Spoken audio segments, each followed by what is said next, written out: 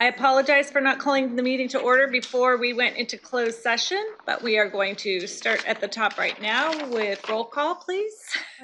For the Director of Finance, Ms. Peralt, you right there. Controller Cohen, right there as well. Mr. Keeley? Here. Mr. Tang? Here. Ms. Yamamoto? Here. Ms. Hendricks? Here. Mr. Gunning? Here. For the State Treasurer, Mr. Rufino? Present. For the Superintendent of Public Instruction, Ms. Sanders? Mr. Juarez? And Chairperson Bradford, you have a quorum. I have a short statement on public comments. The CalSTRS board meetings are live web streamed, video archived, and available to the public on calstrs.com. Individuals who wish to address the board should wait for the 10-minute public comment period at the end of the agenda item the speaker wishes to address. For comments not pertaining to a specific agenda item, there will be an opportunity for additional statements at the end of the open session. Each speaker is allowed a maximum of 3 minutes to comment. However, if there's not enough time for each speaker to have 3 minutes, the timing will be at the discretion of the chair. To protect the privacy of speakers under the age of 18 who wish to address the board, only their first name, affiliated organization may be provided, but other personal identifying information, such as their last name, age, or school, may not be shared. And since the March Teachers Retirement Board meeting, CalSTRS has received 15 emails from members worried about and asking if their retirement benefit is safe. Thank you, Jennifer. Item number 1, approval of the agenda with flexibility. So moved. Second. Okay, without objection, we've approved the agenda. I'm going to take the chair's discretion, and before we get started, Mr. Folia is here to speak to the board, so we're going to have him speak first, and then we'll get started on our agenda.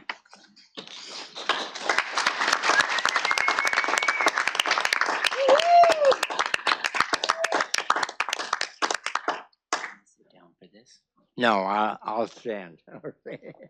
I want to thank everyone here for the warm messages of prayers and support as I battled throat cancer since last summer. And you can't describe how important it is to know that you have that kind of support and those loving words and messages. I not only the board, but the staff and everyone here, you're special, and I really appreciate it. Thank you. You're special. You're special. Unfortunately, because of my illness, I was not here for our meeting at the beginning of the year when we were celebrating GPO rep repeal. As you know, this is something that I've had some involvement in. Some involvement. But I wanted to share with the board why it took 4 decades to get to where we are today. It happened when President Ronald Reagan and Tip O'Neill got together and figured Tip O'Neill wanted to make sure that he had enough money in Social Security, and President Reagan wanted to make sure that his pet things about Social Security were involved, and that's how we got GPO rep.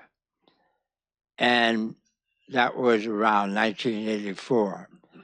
They were wise enough to grandparent people, so it didn't really take effect until the 90s when we, and through the National Education Association, we started the ball rolling to try to repeal what happened in 1984. I don't want to dwell on a lot of details, but I want to say that nothing should take 4 decades when it's right. And so in looking back, why? Well, at the National Education Association, 15 states are non-Social Security, 35 are. We had to spend almost a decade educating the 35 because it was almost, they thought that it was an enhancement, that we were asking to get more Social Security. Not an enhancement, it was something that we had invested in and had paid into and were denied our benefits, and strictly as that. But nothing really happened time after time. The NEA every 2 years had a sponsor, both in the House and in the Senate. And one year, Dianne Feinstein said that she wasn't going to be a sponsor. So a group of us went to the Capitol, and I spoke to her staff, saying that at this point, we understand that you would want to do it, because she said, I don't want to waste my time on something that's not ever going to happen. And so we did get her to sponsor for another 2 years, and then, but it was done together with other organizations. But what really started turning this around was when they adopted a rule in the House that if you got 290 co-sponsors, that 290 would allow that to be held as a vote on the floor. And so for some reason, doubters and people that were not involved, like the firefighters, the police, government workers, all non-Social Security recipients, organizations, they said they got involved. But the turning point was when we were able to get well over 300. And the speaker was Nancy Pelosi. Now we thought, well, hey, with Nancy in there, we got it made. Little did we realize that Nancy wasn't in favor of it. And so she sent it to Ways and Means, locked it up in bureaucracy, and we lost the opportunity to get a vote when she was speaker. Then a member of the House from Louisiana, Congressman Graves, said that he wanted to be a co-sponsor. He's a Republican, and he said the reason why this is going to be my chief campaign message to get reelected. And he was in a very hotly contested race. I believe he was from Baton Rouge, I'm not sure, but anyway, we're at the home of Louisiana State University. When he also got his colleague, Congressman Johnson, to be a co-sponsor. When Congressman Johnson became speaker, he was pledged that he was going to get this to the floor and get a vote on this issue. So we had two Republicans that were there when our close Democratic friend Nancy was not. And we were able to get over 300 co-sponsors on repeal of GPOF. That was a great achievement. But it didn't mean anything until we got it to a floor vote. Once we got it to a floor vote, it passed unanimously, not unanimously, but almost. It was a tremendous vote. It's a great, the Social Security Fairness Act, which is a repeal of GPOF, is the greatest bipartisan legislation in the chaotic times that we have in Washington. And that's something that everyone in this room has had a part in it. And I can remember back when we started, I want to mention CalRTA. They were there. They didn't have the resources that we had access to, but we worked together. We worked together with other organizations. And then when NEA, CTA, NEA retired, they became also a strong advocate. And we locked up, at this last go-around, we locked up every Democrat in California with the exception of one. And that one person was Nancy Pelosi. So, and I say that with a heavy heart because Nancy and I go way back, and we were very good Democrats. But anyway, I also want to give credit to Sherrod Brown from Ohio. Senator Brown, he was just tremendous in getting 10 Republicans. And after some filibustering by a senator from Kentucky and Nevada, they took a vote and it passed the Senate 70-29. And that was because of the work we have done over the years and the need to get it done. Why I'm bringing this up is this is a prime example of why we have an election board, why we have organizations that are unions, associations that are concerned with their profession, working together. Yeah, it took 4 decades, but it doesn't matter.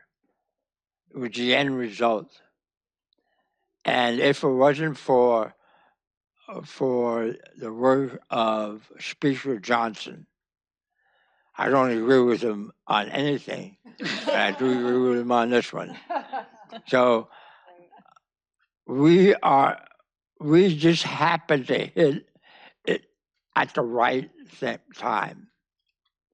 If we had gone another 6 months later, you know what's happening in Washington today, there would not be any repeal of GPOF. So I'm here to say, as a veteran, that I appreciate all the work that has been done with the people in this room to make sure that people that have retired with some dignity are getting help that they deserve and they work to get going. So I want to say thank you, and I also want to bring to the board's attention that when we sponsored the legislation to help those of us who retired before 1998, the loss of purchasing power, you have done more to help our members that are 100, 90, and 80 because of the work that you have done. And rather than trying to build up an empire, you've taken what you have in your resources to make life better for our members. Thank you very much.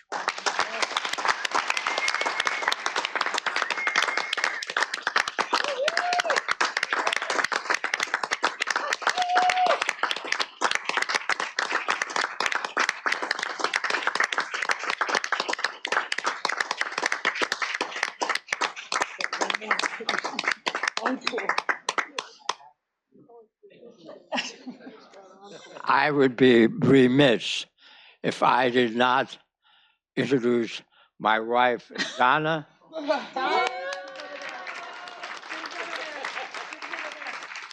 and my son, James.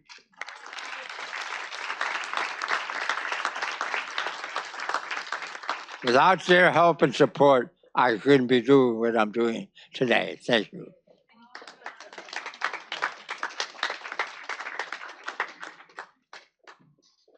Thank you, Ed and family. We appreciate that very much. Okay, ready? On to informational items number 7. Were you gonna do the What? announcement that we did in closed session or not? Oh, I thought I did. Oh, okay. Okay. If I didn't announce it, we did not take any action in closed session. I've forgotten. Okay, on to item number 7. Annual board chair and vice chair elections. I'm going to turn that over to our CEO. Thank you, Madam Chair. The purpose of this item is to hold the annual elections for the board officers of Vice Chair and Chair of CalSTRS Board. Pursuant to Section 22200 of the Education Code, the members of the board shall annually elect a chairperson and vice chairperson at the May meeting, which is this meeting that we're in today.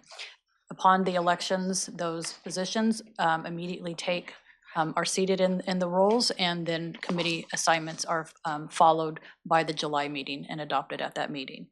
So with that, I would be happy to take nominations for the position of Chair of CalSTRS Board.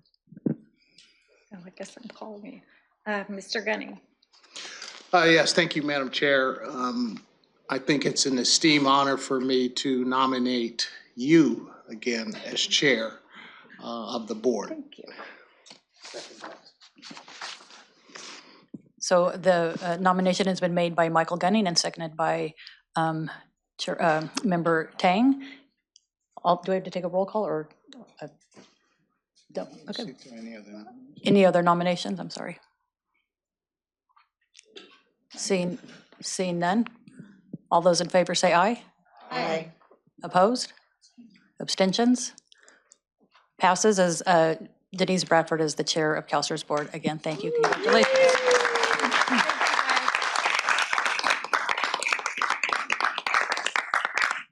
For the position of vice chair, I'm opening it up for a motion to nominate the vice chair position. Ken? I am excitedly, I want to nominate Karen Yamamoto to continue in the vice chair's position. I'll second. Thank you. The motion has been made for appointment of Karen Yamamoto as the vice chair by Ken Tang and seconded by Michael Gunning. Is there any other nominations? Seeing none, all those in favor say aye. Aye. Opposed? Abstentions? Thank you. The motion passes. And Karen, congratulations.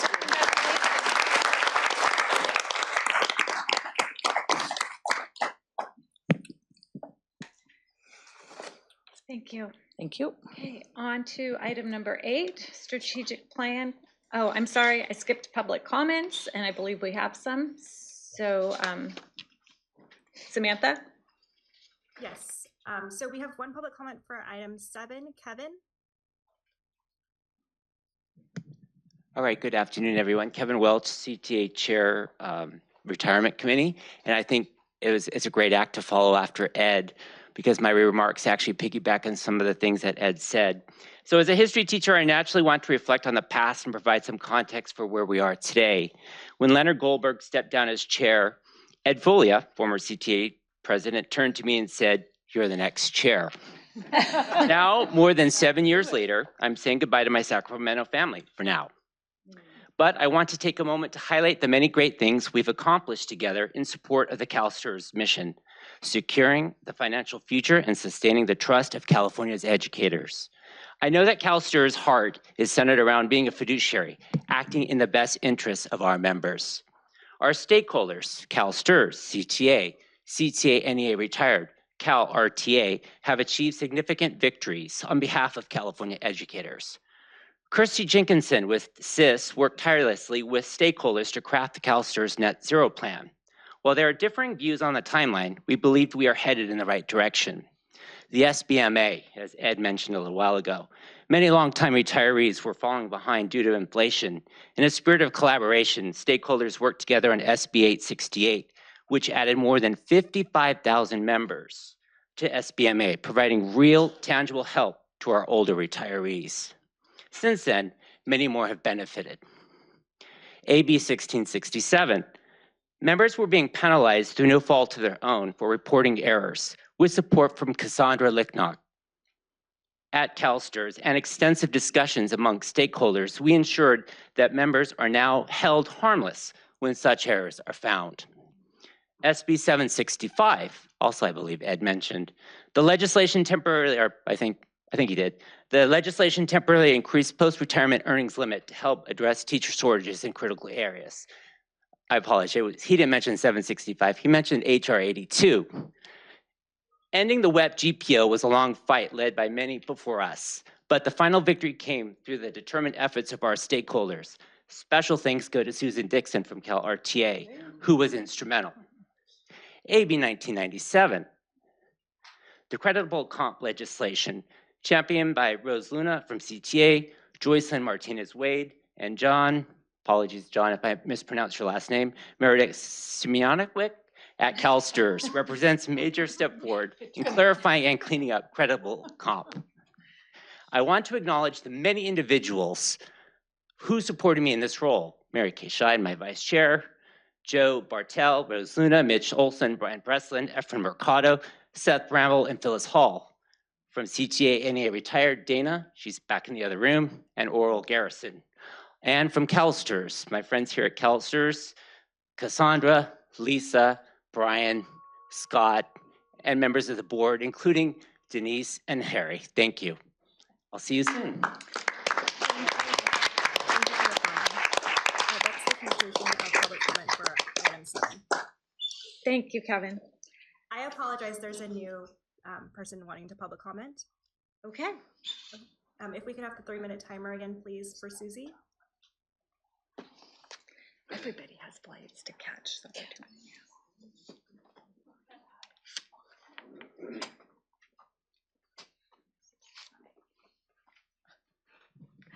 Thank you for your flexibility. We all have to fly home sometime.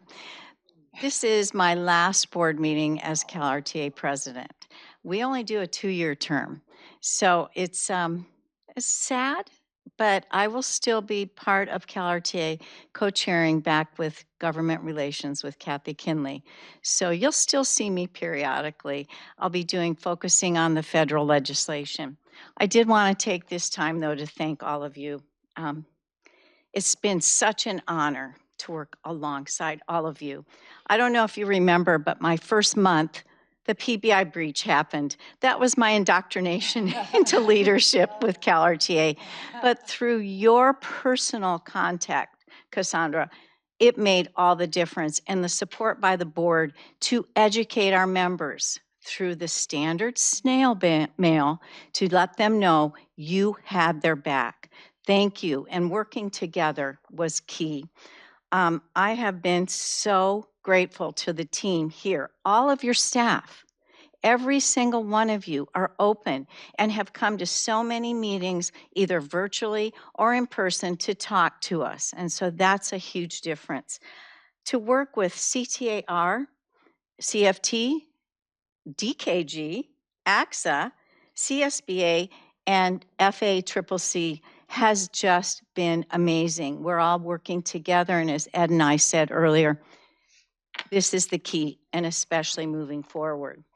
As you know, one of the biggest highlights of besides being married 48 years of my life, I have to add that, was to be at the signing and to be able to see all of the stakeholders from public service who were excited and ready to move on.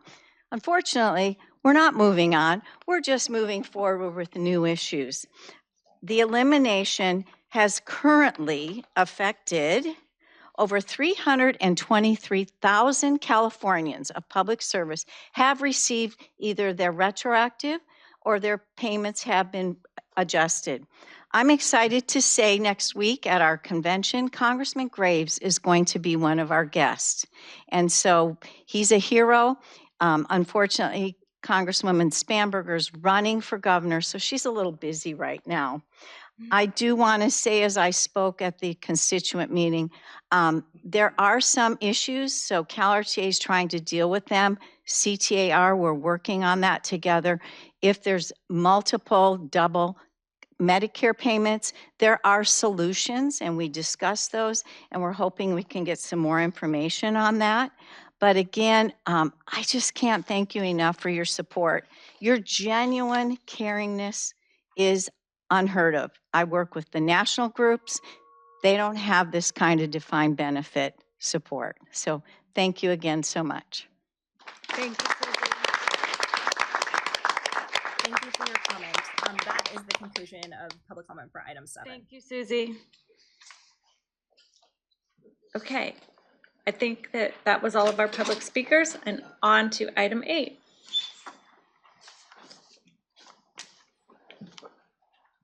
Nothing is constant as change. Two-year terms? That's really short.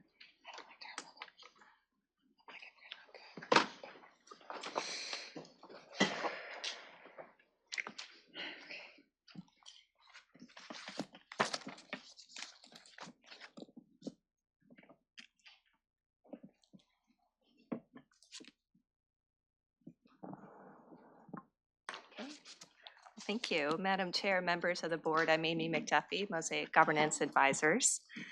It's a pleasure to be here today. This is an action item that's before the board today, and that's the approval of your fiscal year 2025 through 28 strategic plan. I wanted to say a little bit about the process so that everybody can be grounded into this concept of what we all worked on to get to this point today. So as always, this is a board-led process, and it starts and ends with the board. And as you all know, it's been many months in the making. So I also wanted to say that it's been a real pleasure for our team at Mosaic to be partnering with you and your executive staff to think deeply about where CalSTRS is headed and what must be prioritized to continue to deliver on your mission to California's educators. From the start, the process has been grounded in your perspectives. We began with one-on-one interviews where each board member was able to speak with us and share your aspirations for the future of CalSTRS. We then facilitated a joint board executive staff working session at the July offsite last summer. And through that conversation, you were able to build a shared view about where CalSTRS is today and what it will take to move forward together in accordance with that longer-term vision.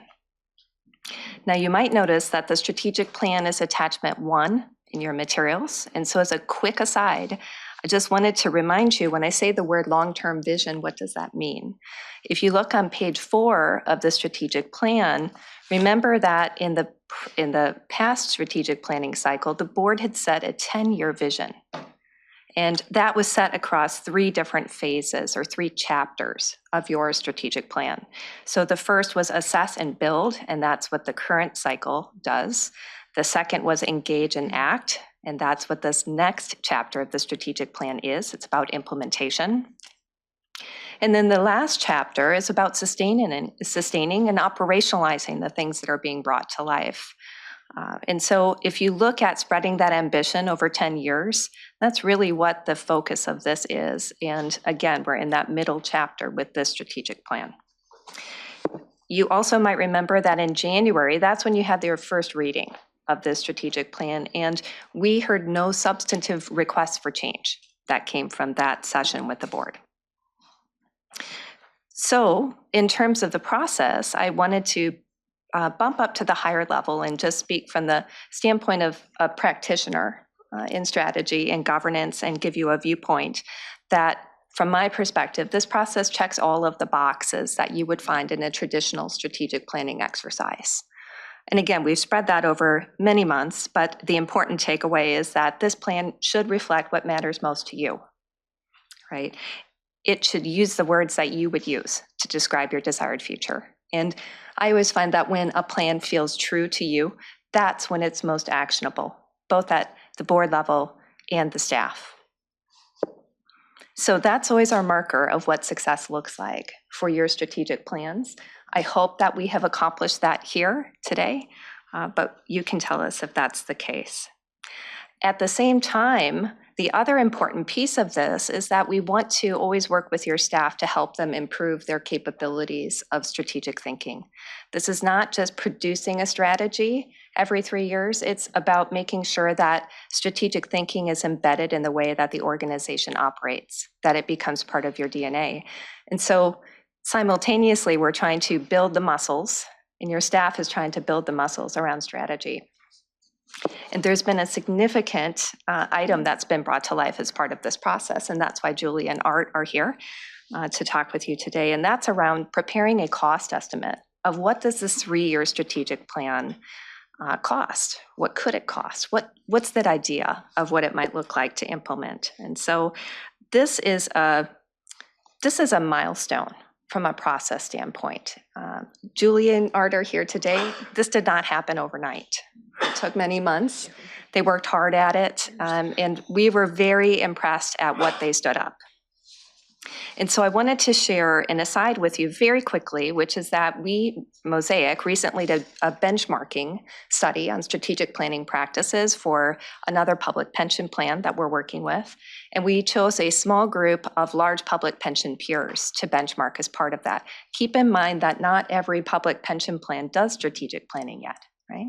So we were looking at what are the plans who do this best and where are they in their stage of process maturity. And CalSTRS was a leader in that. And that's really something to be proud of. And they were because of this last piece of the process and being able to take the lens of return on investment. What is it that we're looking to do? And what are we expecting to spend on that potentially? And having that information as a tool to the board at the time you're making the decision. Okay? So I wanted to bring that forward. And then finally, before I turn it over to Cassandra, I just, again, wanted to thank everyone for your involvement in the process. It's been months in the making. So thank you to the board. Thank you to Cassandra, to you and your team, the Enterprise Strategy Management team, Julie, you and your team, and countless others. We get the pleasure of presenting this, but there are so many people who contributed to this, and it's a great privilege to be representing the work that's been done. So Cassandra, I'll turn it over to you. Thank you, Amy. So since the board last saw this in January, we have added a new introductory sentence, a strategy map, and made some minor verbiage changes to the strategic plan.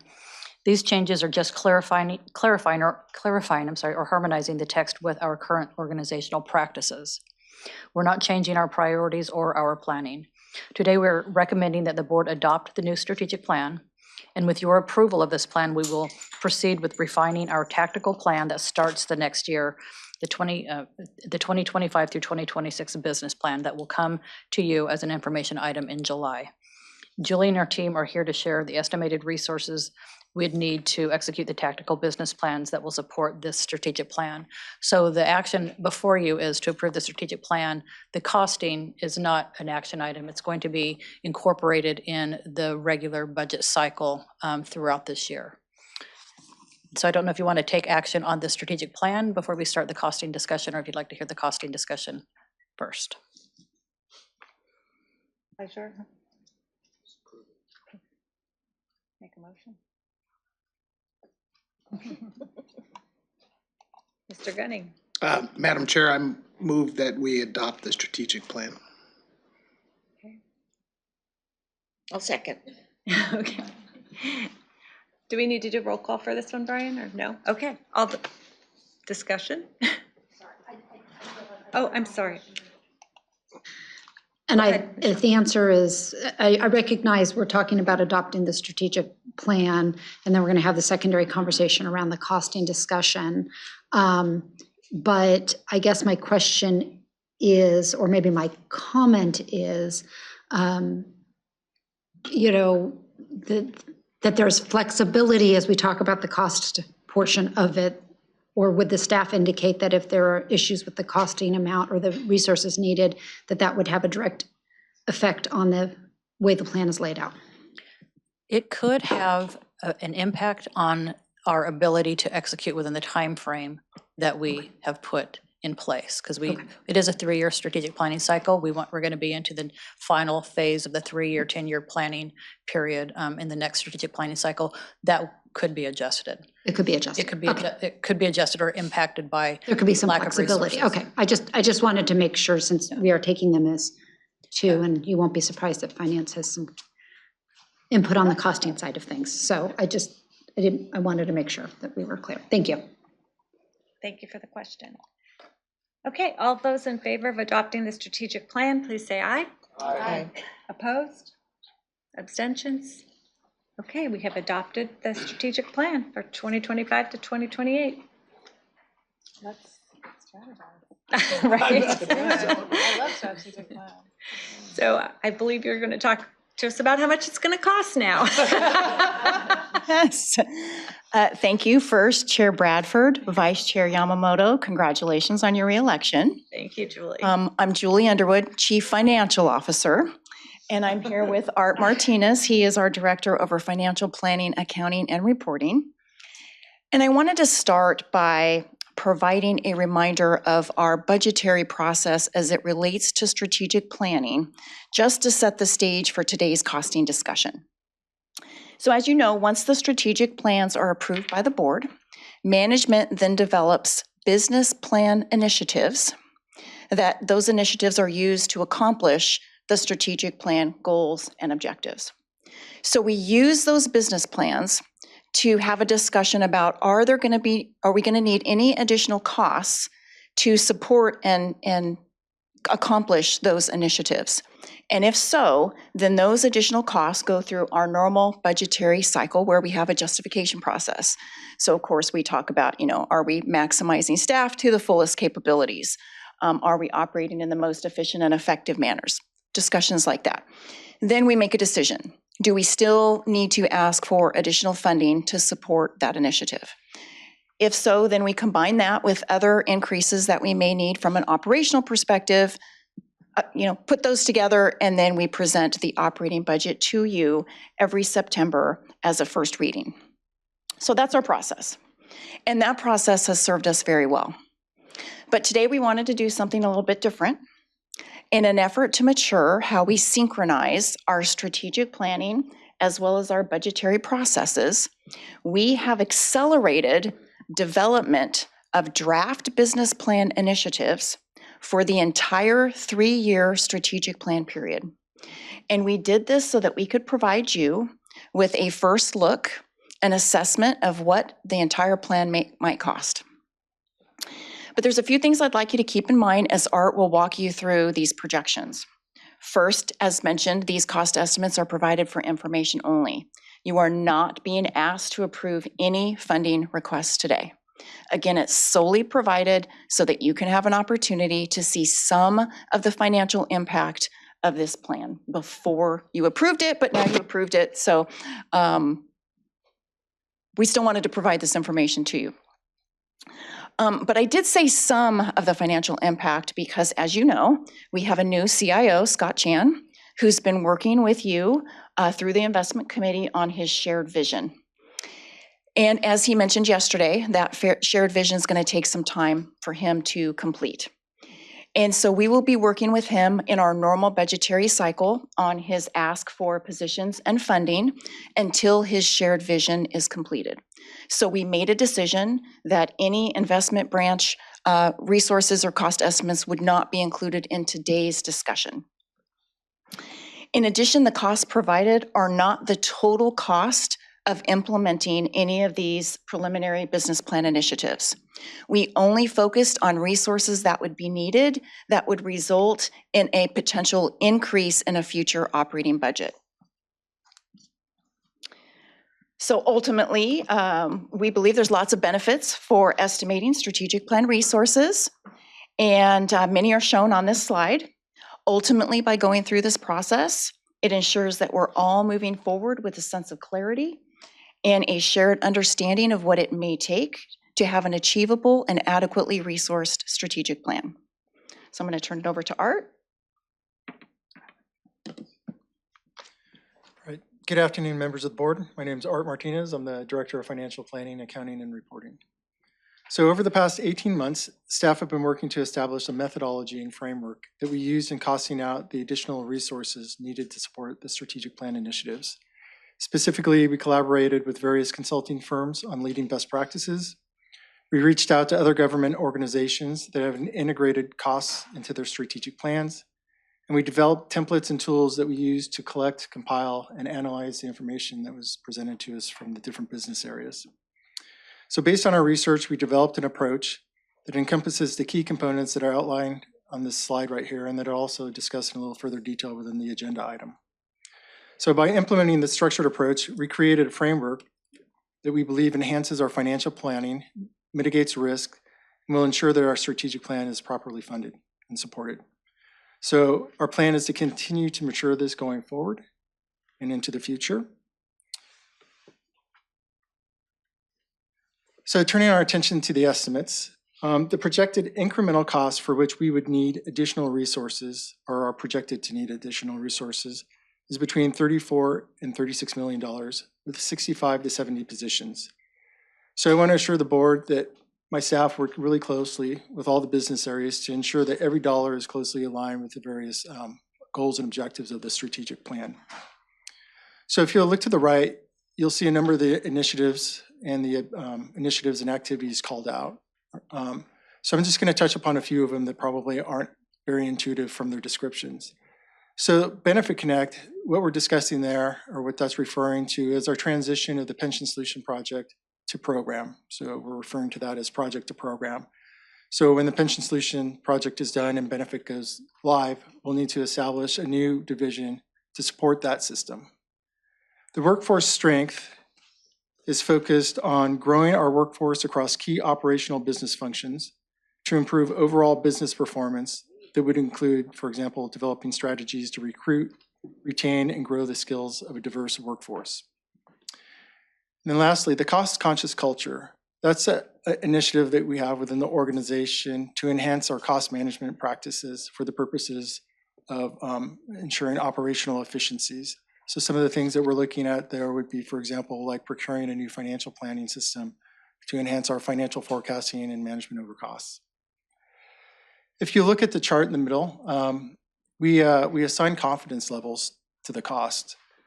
And so 83% of the total projected costs fall into the high confidence category. And that's based on well-defined work and historically comparable data. 11% of the costs fell into our medium confidence level. And those are based on generally defined work and involve some level of cost variability. And then lastly, 6% of the costs fell into our low confidence category. And that's where the work is less defined, the scope isn't fully defined yet, and cost estimates are still, they're pretty unclear. And then the last thing I want to highlight on this slide is, again, as you're aware, the strategic plan is a 3-year plan. The budget for the first year of the strategic plan has already been developed and approved. So these costs, although large, they would also be dispersed over the next 2 budget cycles. So my team will continue to work with the business areas on refining these estimates, and then they'll incorporate them into the upcoming budgets, where, as Julie mentioned, you'll have a chance to review them in the September, and then in the November when they go for approval as part of the budget. So now I'm going to drill down a little bit into some of the detail. So on this slide, we're looking at the midpoint for the cost estimate, which is 35 million and 68 positions. So the last slide had the range, which was 34 to 36. And so what we realized is the costs are really kind of dispersed or driven by kind of 2 things. One is 66% of the costs, or 23 million, are associated with that project to program that we talked earlier about just a minute ago about the pension solution once it goes live. And then the remaining 34%, or 12 million, is associated with other various initiatives within the organization, primarily associated with technology type initiatives.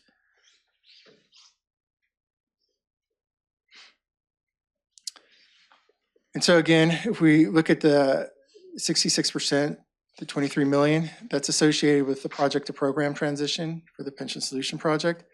And of that amount, 20 million, it would be for the establishment of a new division to support Benefit Connect when it goes live. And that would include 39 positions, cover the cost of consultants, ongoing licensing fees, OE&D. In addition to that, we've also included about $3 million, which I would view as sort of bridge or gap funding that would use to help fund positions, temporarily as we transition people that are working on the project back into the organization. So as you can imagine, there's a lot of people that are working on the project that are funded by the project. And so we're gonna have to absorb those back into the organization, and this funding would help kind of cover that gap as that transition happens.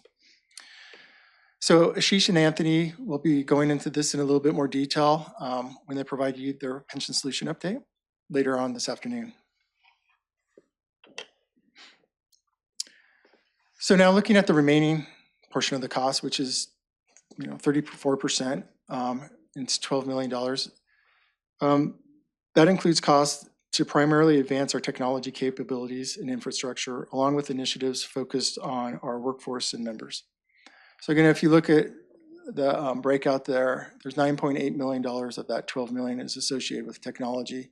Again, it surrounds artificial intelligence, innovation. Those are two big initiatives within the organization that I'm sure you're well aware of, and then cybersecurity, data governance, and cloud services. So as you'll note, between the establishment of a new division to support Benefit Connect when it goes live, and the technology initiatives highlighted on this slide, the majority of the strategic plan costs are associated with expanding our technology capabilities within the organization. And so with that, I will hand it back off to Julie. Thank you, Art. So we wanted to show you just how this estimate compares to our historical growth. So if you look on the left-hand side of the slide first, just looking at our operating budget, it has increased annually by approximately 6.3% over the last 3 years on average, which is shown at the bottom. Now, this estimate alone that Art just went over with you would increase the annual budget by about 4.1%. Now, again, keeping in mind, this does not include the investments branch or any operational increases that you might see in a future operating budget. Now, let's look at the authorized positions on the right-hand side of the slide. So on the bottom, it shows that for authorized positions over the last 3 years, our positions have increased annually by about 3.5% on average. This estimate alone would increase our annual position count by approximately 2.4%. Again, excluding investments branch and operational increases. But at least this gives you a sense for the magnitude of this current estimate, which is well aligned with our historical growth. Now, because we are talking about the budget, I did want to mention that as we work to finalize budgets and think about these costs, we are always mindful of the state of the economy, the uncertainties that we face, and of course, any state guidance that we might receive, while continuing to ensure that we maintain our fiduciary responsibility to secure the financial future for our teachers. I'm really excited to provide this new level of insight for you, and I do look forward to hearing your feedback on how we can improve this for you in future strategic planning cycles. I do want to close by echoing Amy's appreciation. This was a monumental effort that we've been talking about for years. And to see us get to this point, I'm just so excited and just very thankful to staff for all the hard work that they had to accomplish to get us to this point. There were so many people in the organization that worked on this. I don't have time to mention everybody's names, but all the way from our budget liaisons that worked closely with their teams to our managers, directors, executive staff, everybody really bought into the importance of providing you this information, and I just can't thank them enough. I do, though, want to just call out a few people. Art Martinez, under his leadership, as well as Prit Paul Baines. She is our Assistant Director over Budgets, and she's in the audience if she could wave. Vishali Dwarka, hopefully who is also in the audience, our Director over Enterprise Strategy Management, as well as both of their teams, and also Amy McDuffie and her team. Everybody worked very collaboratively on this effort. And with that, I will turn it over if you have any questions. Thank you very much to everyone. I do not actually see any questions. Oh, I do. Yeah. Michelle, go You ahead. didn't think we were going That's to get okay. away with this item without finance having a couple of questions or comments. No, I first want to say I appreciate you bringing this forward earlier. I think it's helpful to see this. I would reiterate exactly what you've said, although obviously from me, it's maybe slightly twisted in the meaning is that it doesn't have the investment ask also. So I appreciate at least some of the partial, consideration of resources that you're looking at. So thank you for, in your team for doing a deep dive. I would be remiss if I didn't say, obviously, that we are, as you know, and I appreciate again you noting the volatility right now within the markets, within the federal frame, but as we all know, that also impacts the state outlook. And so as we look towards putting out a May revision, next week, I think we just need to be mindful of that element. That all to say, I have a couple of just quick clarifying questions, or maybe a little bit more information on the 23 million, which is the proposed for the transition for Benefit Connect specifically. Thank you. I appreciate you putting that up. Yep. The 39 positions, the 23 million, those I presume are all new and added on top of current staff that already work on, and I apologize, I should know this, but I don't know what our existing system is. I just know pension solutions in my mind. Mm-hmm. So our existing staff that work within our existing system, can you talk a little bit about this need for new? How are we reutilizing, retraining current staff to be able to move into supporting pension solutions? Again, part of it is I'm trying to get at how the efficiency piece, because $23 million and 39 new positions is a lot. And so I think if you could speak a little bit to that. And then on the $3 million on the temporary funding for the transition, I think you said that is a little bit to support temporary, whether they're contractors or temporary staff on pension solutions to then be permanent staff. Did I hear that correctly? Is that how? Or maybe it's a variation thereof, but maybe can you just speak a little bit more to that efficiency and how you're thinking about melding current staff and really the justification for, an additional almost 40 new staff? Yep. So to answer your first question, yes, the 39 positions are new authorized positions, permanently funded. The current staff that are working on the project are all blanket positions. They are not permanently authorized positions, meaning the funding comes from the Pension Solution Project. So once that project is over, the funding goes away. So what we have done is there's a lot of people that have obtained expertise working on the project already.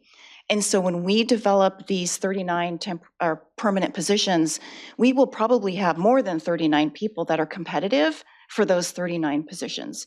So from an efficiency perspective, we're hopeful, because we love to hire internal staff when we can, if they're the most qualified candidate, that they are competitive for these positions.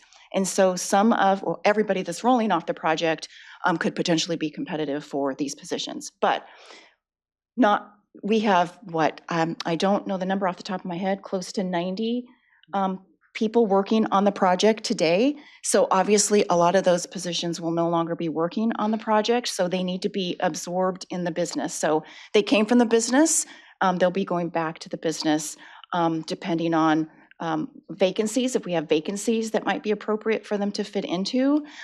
There are going to be other positions that will be permanently authorized through this strategic plan positions that they might qualify for and may want to apply for. And so that's why we're asking for temporary funding, because that's a lot of moving parts Some might retire.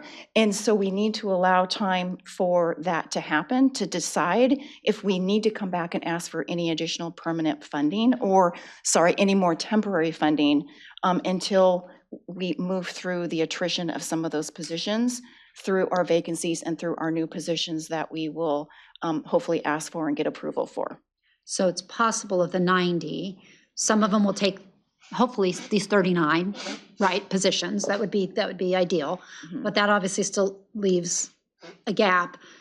Some of them will need to be, or all of those, that additional 50-ish will have to return to somewhere within the business. Correct. How many of those have jobs that, I'm just gonna ask it this way, that we have to create because their old job is no longer there versus, are some of them returning to positions that are already still maybe within their previous role prior to Pension Solutions? Yeah. Am I making sense on that? No, I understand where you're going. I understand where you're going. Okay. And that is a project that our Human Resources Department is actively working on it. They're working on that full time to determine where best those staff people will fit best into the business. There might be positions that are available for them to fit right back into from their prior position, the work that they did, and some they won't. And so, although we have plenty of work for them to do, which is why we're going to be asking for the temporary funding. And so what that would allow us to do is wait for attrition, maybe somebody else leaves, retires, and then we could nicely fit them into that position instead of doing a recruitment potentially, or again, they would be competitive for So that. that 3 million it's a puzzle that we have to put together. That 3 million is the temporary funding for that transition. Yeah. And you anticipate that's a one-time and the 23 is ongoing, or is that? Well, it might be ongoing for a year period or of time. two, Okay. but I would be very hopeful that number would decrease over time. And I just But wanted to make. our preference would be to continue to have the temporary funding and not ask for additional positions. Okay. We could absorb them one way or another into the organization. Just a clarifying point that you made. We will not create positions for the sake of creating a position to put somebody in it to fund it. I mean, we only create the positions for the need of the business. Yeah. Thank you for letting me belabor the point a little bit. But I again would be remiss if I didn't just reiterate that May Revise comes out next Wednesday and the 14th, I think that is Wednesday. I'm losing track of my days. And we're looking at a very rough fiscal outlook for the state. So I just want us to be mindful of sort of, as we think about additional funding needs and being as efficient as possible with requests. That's all. Thank you. I'm done now. Okay, I promise. Thank you very much. I do not see any other questions from the board. Are there any public comments on item number 8? There are no public comments for item 8. Okay, thank you very much. Thank you. Thank you. Item number 9, actuarial evaluations. And these are action items. Oh boy, lots of action. This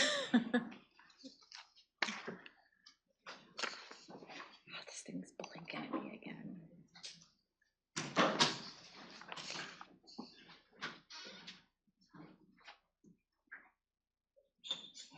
Yeah, it doesn't say that. No, it should have said it here, but they made a mistake. So good afternoon. Hello. Congratulations to Denise and Karen on their re-elections, and hope to be working with you for another year. So here I sit again, and there are uncertain economic waters. This is the third time that I've sat before you where we've had, some choppy economic results. So the first time was in 2000 for the dot-com bust, and the next time was the 2009 Great Recession. And so this is the third time. The message we're going to bring you is going to be very similar, even though in 2000, if anyone recalls, before that we had handed out pins celebrating CalSTRS passing the $100 billion mark. So 1999 to 2000. when the dot-com bust came, we went under that and we had to collect them that we gave them to. So we're not gonna be doing that, but I just wanted to set the stage for today. And we're gonna talk about that again.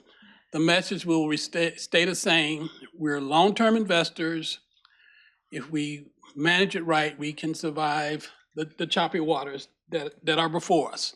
And I'm gonna turn it over to David, and then Nick and Scott from Milliman also to just go over this year's results. But just keep in mind, despite the chaos, some of it self-inflicted this time versus .com and then the housing bubble.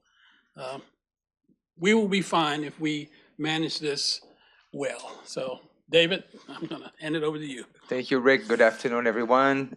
Glad to be here again. Just as a reminder, so we're presenting you, we have Nick and Scott here with us to present you the June 30, 2024 results from a year ago, before all of the volatility we've seen in the markets today. So they'll go to they'll present a few slides on the result of the valuation. And at the end, what I'm gonna do is just to help you see kind of where we are. And the main message today, as Rick mentioned, will be by the end, what I'm hoping you'll see is that we are in a because we have a funding plan in place, and because of past decisions made by this board to not lower the contribution rate, we are in a favorable position to handle a recession.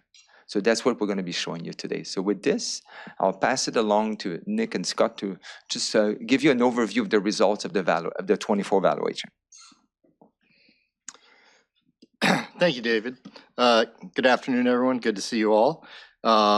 This is, as Rick said, the June 30th, 2024 actual valuation. Two primary purposes are to measure the funded ratio as of that date and to assess whether the contribution rates that are in place are on track to pay off the unfunded by 2046 under the funding plan. Short story, it's a pretty quiet year. As we've talked about many times in the past, the main driver usually is going to be investment returns. The actual investment return was close to and just slightly above our assumed 7%. So not surprisingly, our results were in line with expectations. As David said, obviously this is a snapshot as of June 30, 2024. And David's going to talk a little bit more about investment, the noise that's happened since then. So as you can see, our funded ratio is 76.7%.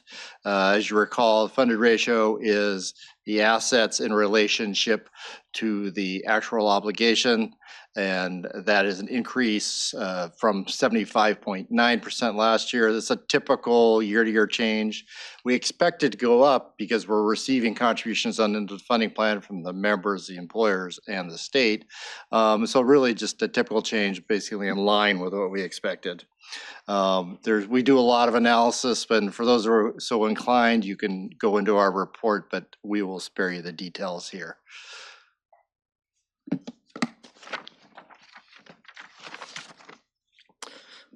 So kind of looking historically and looking forward, so this shows if you see 2024 is, whoops, that's not this. 2024 obviously is the cutoff point. Before that, these are actual results, and then going forward, they're projected. Focusing first on the red line, this was when the funding plan was originally put in place. We did a projection. As you know, the target was 2046 to pay off the unfunded obligation, and that shows the funded ratio if everything had gone according to plan, which we know actuaries tell you all the time, the one thing you'd be certain of is we're going to be wrong. Fortunately, this time we're wrong, and we're wrong on the downside, so things are actually a little bit better, and that you can see that in 2021. That's really the driver of this, is that we had a 27% return, and we jumped up more than 5% over where the funding plan projected. So, as you can see, we've kind of continued on that, and we project that to continue. But obviously, as I talked about, one thing we know is there's going to be a lot of factors. All our numbers are based on certain assumptions. They're not going to exactly be right. So you're going to have differences. You get a great, robust discussion about that in the fall when you have the risk report. So I will not go into any detail on that, but just remind you, anything after 24 is just projection, and the actual results will vary. So going forward, the next shows the unfunded actual obligation. As you know, that's the shortfall between the assets you have on hand and the value of the benefits accrued as of the valuation date. Last year, that was about 86.6 billion, so it's up about 2 billion to 88.7 billion. Generally, because we're receiving those contributions, we expect the unfunded to go down a little bit year to year. But this year we had, or for the fiscal year 2024, we actually saw larger than expected increases in teacher salary, which caused the actual obligation to go up.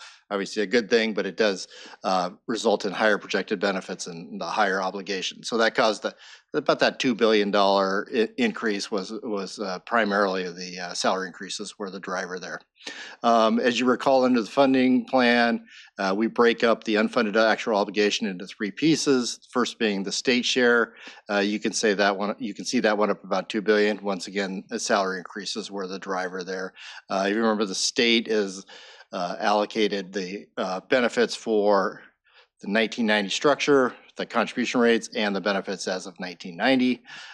Then we go to the employer, which is the benefits and contribution structure after 1990, and you see that essentially stayed the same at about 78.6 million. So it just kind of treaded water. Once again, we'd like to see that go down, but we understand why that had a small, basically stayed the same this year. And looking forward, we'll probably see that go down. Lastly, looking at the unallocated UAO, which is, we call that unallocated because there's no dedicated funding source to pay it off if an unfunded arises. But fortunately, the unfunded is a negative number, which means it's actually a very small surplus.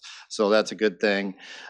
So not much more to comment on there. But one other thing I just remind you of is, I know we talk about it every time, but we think it's an important concept, which is that investment returns are going to cause changes in the state rate primarily. The employer share is pretty stable. But the state is going to move around quite a bit from year to year, and well, is potentially anyway. And you can see that this year the state unfunded went up and the employer stayed pretty similar. Moving forward to the next slide. So you see this is the contribution allocation. This is obviously really, in addition to funded status, it's really the key outcome of the valuation. And it's really the one area where the board weighs in on with the deciding whether to change the contribution rates, where the board has limited authority on that. First, looking at the state, the current 10.828% contribution rate is projected to pay off that unfunded I talked about on the last slide by 2029. That means no rate increases needed for the next fiscal year. Similarly for employers, the 19.10% is projected to pay off the unfunded by 2043. So similarly, no rate increases is needed. If you remember on past board practice, and Dave alluded to that, has been to maintain the rates at the same level if no increase is needed. We definitely support that approach. So that we feel that's a good way to go going forward. So that's a review of where we currently stand. David's going to talk a little bit about more where we may be heading. Thank you, Nick. So we'll get to the recommendation after. And again, as Nick mentioned, what we're recommending to you is this year, again, is to keep contribution rates at the existing level. But what I wanted to show you, so this is a bit similar to a slide you saw a couple of slides ago. Just what we've prepared for you is to see how well we would fare if we were to see various returns either this year or if we were to see a recession over the next few years. So what we've put together for you, just a couple of scenarios so you can see how we would be able to react to those events because of the funding plan we have in place. So again, we have two lines on the chart. The blue is the projected funded status today. The orange line is the projected funded status from the original funding plan projections. As long as the blue line is above, we are ahead of schedule. Below, we've highlighted, would we need to increase contribution rates under those scenarios? Employers or the state? So right now, the answer is no for both. We are ahead of schedule. Now, I just want you to see, what if we were to earn 0 this year? And again, I believe we are in positive territory so far this fiscal year, so we're not there yet. Hopefully we don't get there, but I want you to see, like, even if, let's say we had a 0% return this year, employer rate would not have to increase, so that's a no. The state rate would have to increase a little bit, and we would still remain ahead of schedule and reach full funding. Now, -5, which has happened 3 times in the last 30 years. It's not something that happens too often. If we were to have a -5% return, that blue line is still above the orange. We still remained ahead of schedule. But now, as Nick mentioned, most of the investment volatility, it hits the state contribution rate. And you can see it here. In this case, we would need to raise the state rate by 5% over 10 years, because remember, we can only raise it by 0.5% a year. And that's what would be needed to allow the state to eliminate their share. The employer is fine, we don't need to raise the rate. Now, let's say we hit a -10, which we've had a bad return like this only once. It was during the Great Recession. Again, in this situation, we would fall behind schedule and would need to raise the state contribution rate even more. But again, you see, even in this situation, we would reach full funding. So again, it's the state contribution rate that's most at risk if we were to have negative returns coming our way. But again, you can see here that because you've kept contribution rates at existing level, because we have a funding plan and are able to raise contribution rates if needed to adjust to changing condition, we are in a favorable position to handle negative investment return. Now, the last 2 slides I wanted to show you is, what if we were to have a repeat of the 2 recessions that Rick talked about early on? What if we were to have a repeat of the dot-com recession? So what we did, if we look at those 5 years around that recession, what it did to both our return and also to the number of teachers and salaries. We said, what if the same thing repeat itself? This is the blue line with the dash that you can see we would fall behind schedule. Now, what we've seen, and it's always unclear when you have a recession, will there be a recovery or not? Historically, we've seen recoveries after having a recession. So what we've done here is we've mimicked a similar recovery to the one we saw after the dot-com bubble, and you can see we would reach 100% funded. But even if you look at the one without a recovery, our funding level would improve. We would get near 100% funded. So even then, we are in a very good position. Now let's look at the worst case scenario. Hopefully, the Great Recession from 2009. And again, you need to remember where we were without the funding plan after the Great Recession. We were expected to run out of assets. Today, because we have the funding plan, and if we have a recovery, we would still be projected to go back close to 90%. Again, it's not 100%, but it's way better than where we were after the last Great Recession. And even if I don't want you to panic or anything, this is like, for us, what we look at as actuaries is, what is the trend? The funded status would recover and we will be trending up. That's what you want to look for. And we've talked to you about, in the past, some of the pain points of our funding plan. If we run into issues, is generally because of the 0.5% limit on the state contribution rate. It wouldn't take major changes to address this situation, either extending the funding plan past 2046 or having the legislator grant you a bit more rate setting authority for the state would solve this issue. And again, all we wanted to show with this is we are in a very good position right now to handle a recession. And again, we will continue to keep you informed and appraised. We work with the investment staff continuously to monitor what's happening with the markets, what it might do to our funding, but we are in a good place right now. So with this, again, we are recommending that you keep the contribution rates the same. Now, what you adopt each year, it's not the total rate. It's what we call the supplemental contribution rates, because we have base contribution rates in statute. So what you see on the screen here is what we're asking you to adopt based on the results of the defined benefit valuation. That completes our presentation. We'll be happy to answer any questions you may have. Mr. Juarez. Yeah, I'm just curious, David, why in all your scenarios are we only looking at increasing the state rate? The state contribution? That is because of the rules of the funding plan, the way those rules were constructed. When we have fluctuations on the investment, mostly only the unfunded liability, the portion attributable to the state fluctuates. It's the way the funding plan was constructed. Again, good or bad, if I'm an employer, the good thing is employers are shielded from investment volatility.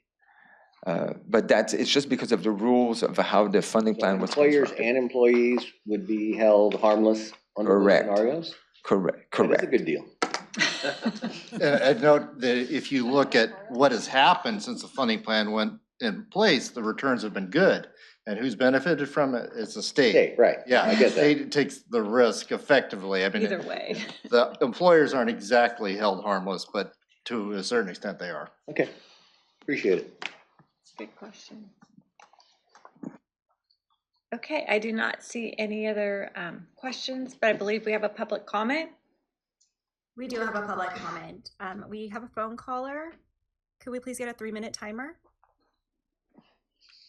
Okay, our caller is Robert. Robert, go ahead. Thank you, Madam Chairperson and board members. My name is Robert Cornejo. I'm a longtime school administrator and teacher. It's my pleasure to present in front of fellow educators. I'm talking today, I'd like to discuss today the Senate bill back in year 2000 that established the California State Teachers Retirement System Medicare Benefits Program.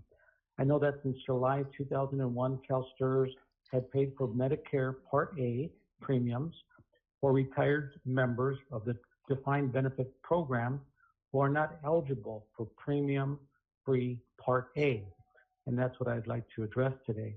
It's my understanding that this benefit was last extended in 2012. And of course, I've been an educator for many, many years, over 40 years. And as I prepare to retire soon after 40 plus years of service, I am not eligible for premium-free Part A. I'm requesting a resolution or a decision or a discussion so that Medicare Part A can be paid for me through the Medicare Premium Payment Program. This would provide equity for me as a longtime educator, administrator, teacher. This would mean that the Cal State, that the board would have to extend the coverage to my situation if that is all possible. I would appreciate the equity that previous retirees enjoyed in this situation. I want to thank the board for allowing me to talk today under public comment. I know mine is a unique situation because I've been an educator for a very long time. And as I noticed, I was watching the presentation, and I'm not joking, but I did enjoy the blue line and the funding plan. Therefore, I'm requesting, I hope that there is funding and that someone would get back to me regarding my request or concern. I do want to thank Diane Stanton as one of your staff members, for guiding me through the process of how I address the board. And I want to thank you for listening to me today. I know you have a large agenda, and thank you so much for allowing me to speak. Thank you for your comment. That is the conclusion of public comment for item number 9. Okay, Sharon.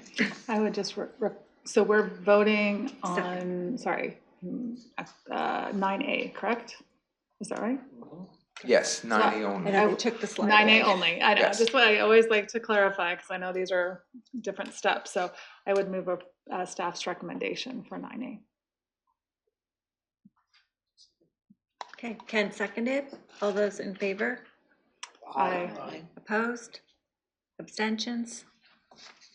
Oh, we're not even writing down the time, Brian. Okay, thank you. 9A is approved. 9B. Thank you. And we'll do 9B first, and then we'll do 9C right after. If we could get the presentation loaded, please. Yeah, he went over. When you say that, David, do you mean we'll vote on them? Yeah, correct, we'll vote, yeah, because we have them in the same present, we'll present 9B, we'll pause so you can vote, and then we'll present 9C.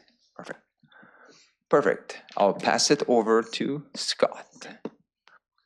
Yep. As David mentioned, we'll handle both of these programs kind of together since they are similar, defined benefit supplement and the cash balance benefit program. We're gonna start off with the defined benefit supplement program. For each of these, we'll spend a minute talking about the funded status, and then we'll sort of tee up the additional earnings credit adoption per board policy. So starting on this slide, if you look at the pair of bars to the left, that's the June 30, 2024 valuation funded status, where the gray indicates the assets of the program and the red is the actuarial obligation. So the assets of about 19.4 billion and actuarial obligation of about 15 billion for a 4.35 billion surplus at the valuation measurement date, or about 129% funded. And that is, as you'll see if you compare to the pair on the right, which is the prior year, that's an uptick in the funded status from about 123.5% the prior year, mainly due to good investment returns above the 7% long-term assumption. And this funded status shown on the left for 2024 is before the additional earning credits, and we'll talk about what that will do to it if those are adopted. So for kind of putting the additional earning credits in perspective, this slide shows 10 years of history of the interest crediting in the defined benefit supplement program. So I'll start on the far right and focus in on the 23-24 year that's kind of at question for today. The gray bar shows the minimum interest credit that really is sort of like the initial crediting that gets adopted, and then what we're discussing today are the bars on top of it. The red and sort of the pinkish bar on top, that are the additional earning credits, step 1 and step 2. So the idea of that is we look at the funded status and per board policy kind of work through a process to say, is the funded status such that those additional credits can be given first to bring it up to that black bar, which is really the target, the long-term valuation interest rate assumption, and that's the red bar. And then at that point, we look, all right, after that's done, what's the funded status? Is there enough cushion still to give some additional credit above that in step 2, according to the policy? And in that case, that is what we have this year, both a step 1 and a step 2 for the defined benefit program, that total an additional earnings credit of 4.81%. So about an 8.3% total interest crediting when you add it on to the minimum interest credit for the 23-24 calculation. We just note, looking back over the last 10 years, in 8 out of the 10 years, there were additional earnings credits that were able to be provided. And so for most of these years, at least the kind of the target has been able to be achieved in the total interest credit when you get through all the steps of the process. And in some years, it was able to be above that. And on this slide, the only thing I wanted to say is we wanted to highlight with this slide sort of the value of the DBS program and what it has provided our members. Because I think sometimes it's come to us that some of our members have been confused in some occasion, thinking that the only interest they get from the DBS program is the minimum interest we credit to them each year. And they had not realized how much the AECs or additional earning credit can provide. So this sort of showed you for the last 5 years, if you consider that minimum interest rate plus the additional earnings credit you have approved, members have received on average 9.1% return per year. Hard to find that anywhere else.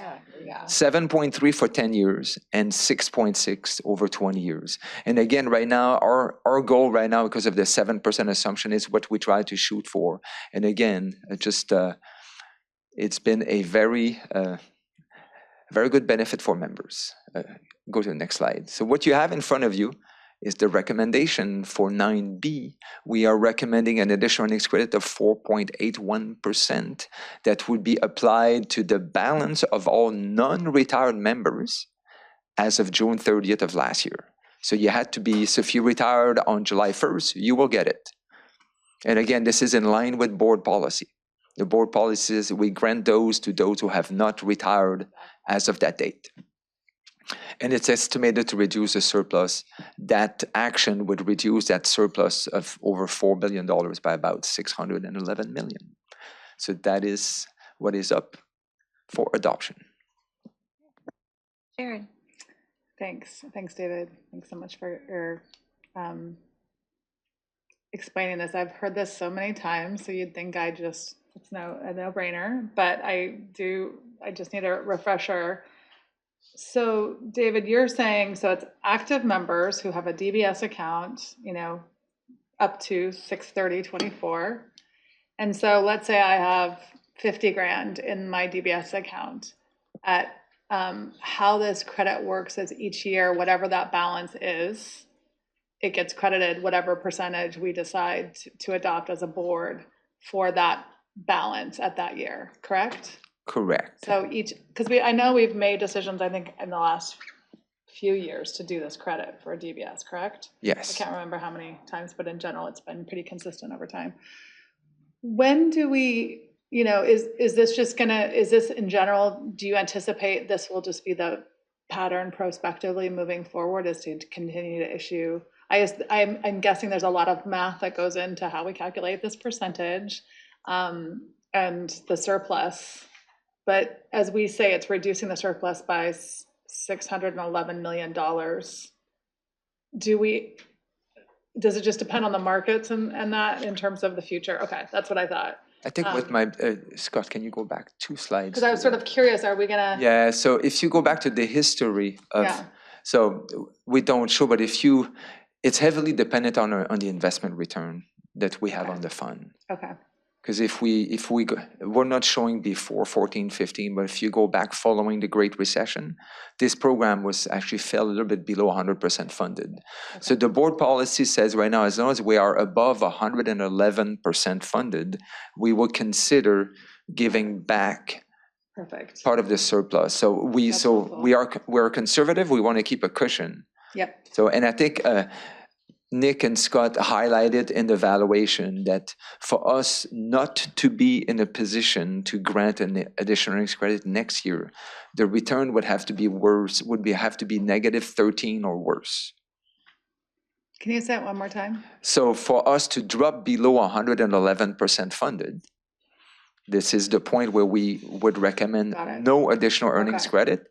It would happen if our return was -13% or worse. So yes, okay. So that's really the biggest driver. It's the investment performance. That's very helpful. I feel like I'm having these conversations in so many different places about, this is where policies are. So I think the work of the board is so important, is those guardrails to ensure that we don't, because we've all heard horror stories of, when you're flush, you kind of make some decisions and give people benefits. I think historically that's happened in other pension funds back in the day, and we certainly don't want to do that. So I appreciate the language, because I think that helps our members understand that we're not just, sometimes I think when we do these credits, members go, Sharon, thank you thank you for this, extra money. And I'm always cautious to say, well, this is just our policy. We're not doling out, money to you. We're just, consistent with the policy. And so that 111 number is really helpful, because to me, what it shows our members is there are guardrails that are, I think, pretty conservative to ensure that we're not going to do any harm to the DBS or CB. Yeah, historically, we bumped that up about 15 years ago or so, because it was a lower threshold, because we did some analysis and we were, felt that this was much better. And Mark Alleman, he loves this program. He thinks it's great. It gives when times are good, but has a buffer for if times go bad. So I call it the Oprah account, because I teach community college, which we tend to have DBS accounts because we teach a lot of overload and extra classes. And so whenever I speak at anything and people are like, we have a DBS account. And then I'm like, go into my CalSTRS and look at your account. And they're like, oh my gosh, Sharon. And I'm like, yeah, you get a new car and you get, I wish it was that much. But I think it's just another example of educating our members about how their benefits work. And then I also really appreciate the thoughtful stewardship from our actuaries, obviously from legal, and just, I love when our policies do the work for us, so that it's not just willy-nilly, but it's based on really strong conservative policy language. And that gives me comfort as a CalSTRS member. So thank you. for context, one more thing to this discussion. So after these additional earning credits are approved per policy, the 129% would drop, but it would drop to 124%. So again, it's pretty conservative in how it is meeting out sort of the excess over time. Yeah, go ahead. Can I ask about that then? So how? I can't. Oh, sorry. Okay. Oh, wait, here. Is it okay if I? Yeah, I got you. So Just speak now. I get how it drops us. I assume there's something in our policy that shows us how much to drop down, right? So that's just consistent every time. Right. So the 11% threshold is to do the step one, and then you have to be 22% above 100% funded. So 122 before you're giving that step two. So yep, Great. It's just given a fraction of it back. Okay. And when do we send something out to members to let them know this is happening in their paychecks by any chance? That's like a benefit of services. Jeff's shaking his head yes. Jeff? Okay. Thank you, Jeff. Because I always get calls like, what is this? And then, okay, that's great. I'm done. Thank you, Madam Chair. Steve. Yeah, I had a question pursuant to what we're discussing. So you're asking us to approve the existing rates that we've had in place. Do we take a separate action to approve the additional earnings credit, or is that done automatically? No, so right now we're asking you to adopt the additional earnings credit of 4.81%. That's what we're asking you. That's it. Yeah, the minimum, the interest rate we credit on the member's account, it's actually a separate item under consent action. We usually don't bring it, it's usually consent action because it's based off of a board policy where we set those rates to be in line with 30-year treasury rates. So it's math. Madam Chair, if it's appropriate, I'd like to move the item. I'd second. Okay, it's been moved and seconded. We have one more speaker and then.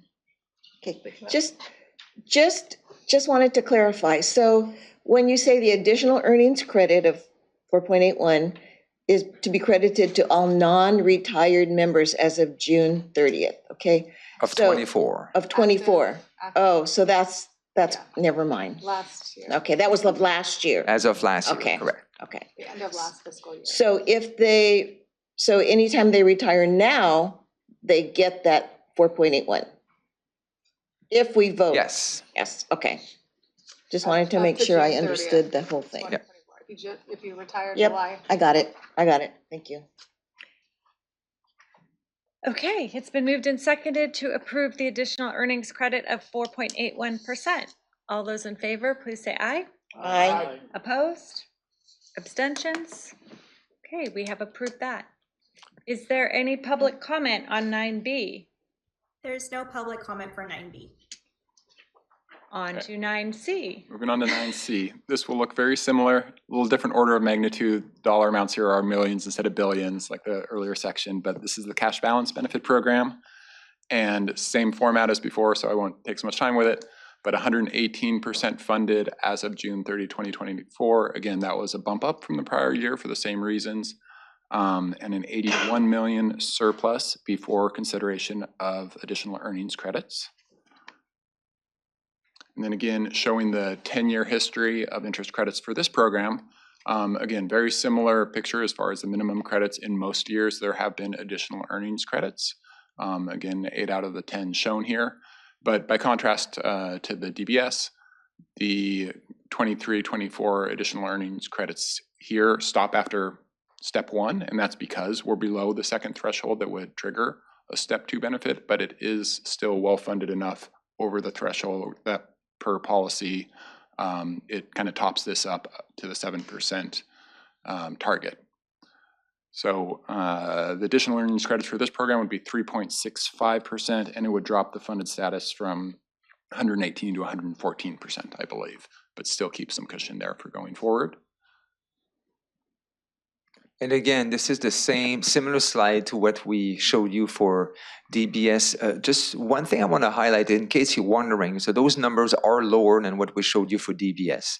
It's still good, 8% for the last 5 years, 6.5 for the last 10, and 6.2 for the last 20. I just want to remind you, if you remember when we did the asset allocation 2 years ago, we asked you to change how we invest the assets for the cash balance program, because until 2 years ago, the assets of that program were invested more conservatively. So we actually had a 6.5% target return for that program. It's now 7, but used to be 6.5. And you can see that the 10-year return is more in line with what we were targeting for this program. So just wanted to, going forward, we now have a 7% expected return for the cash balance is invested exactly the same way as DBS, but it was not the case historically, which is why those numbers are lower. And with this, you have our recommendation that, again, in accordance with board policy, that we grant a 3.65% additional earnings credit.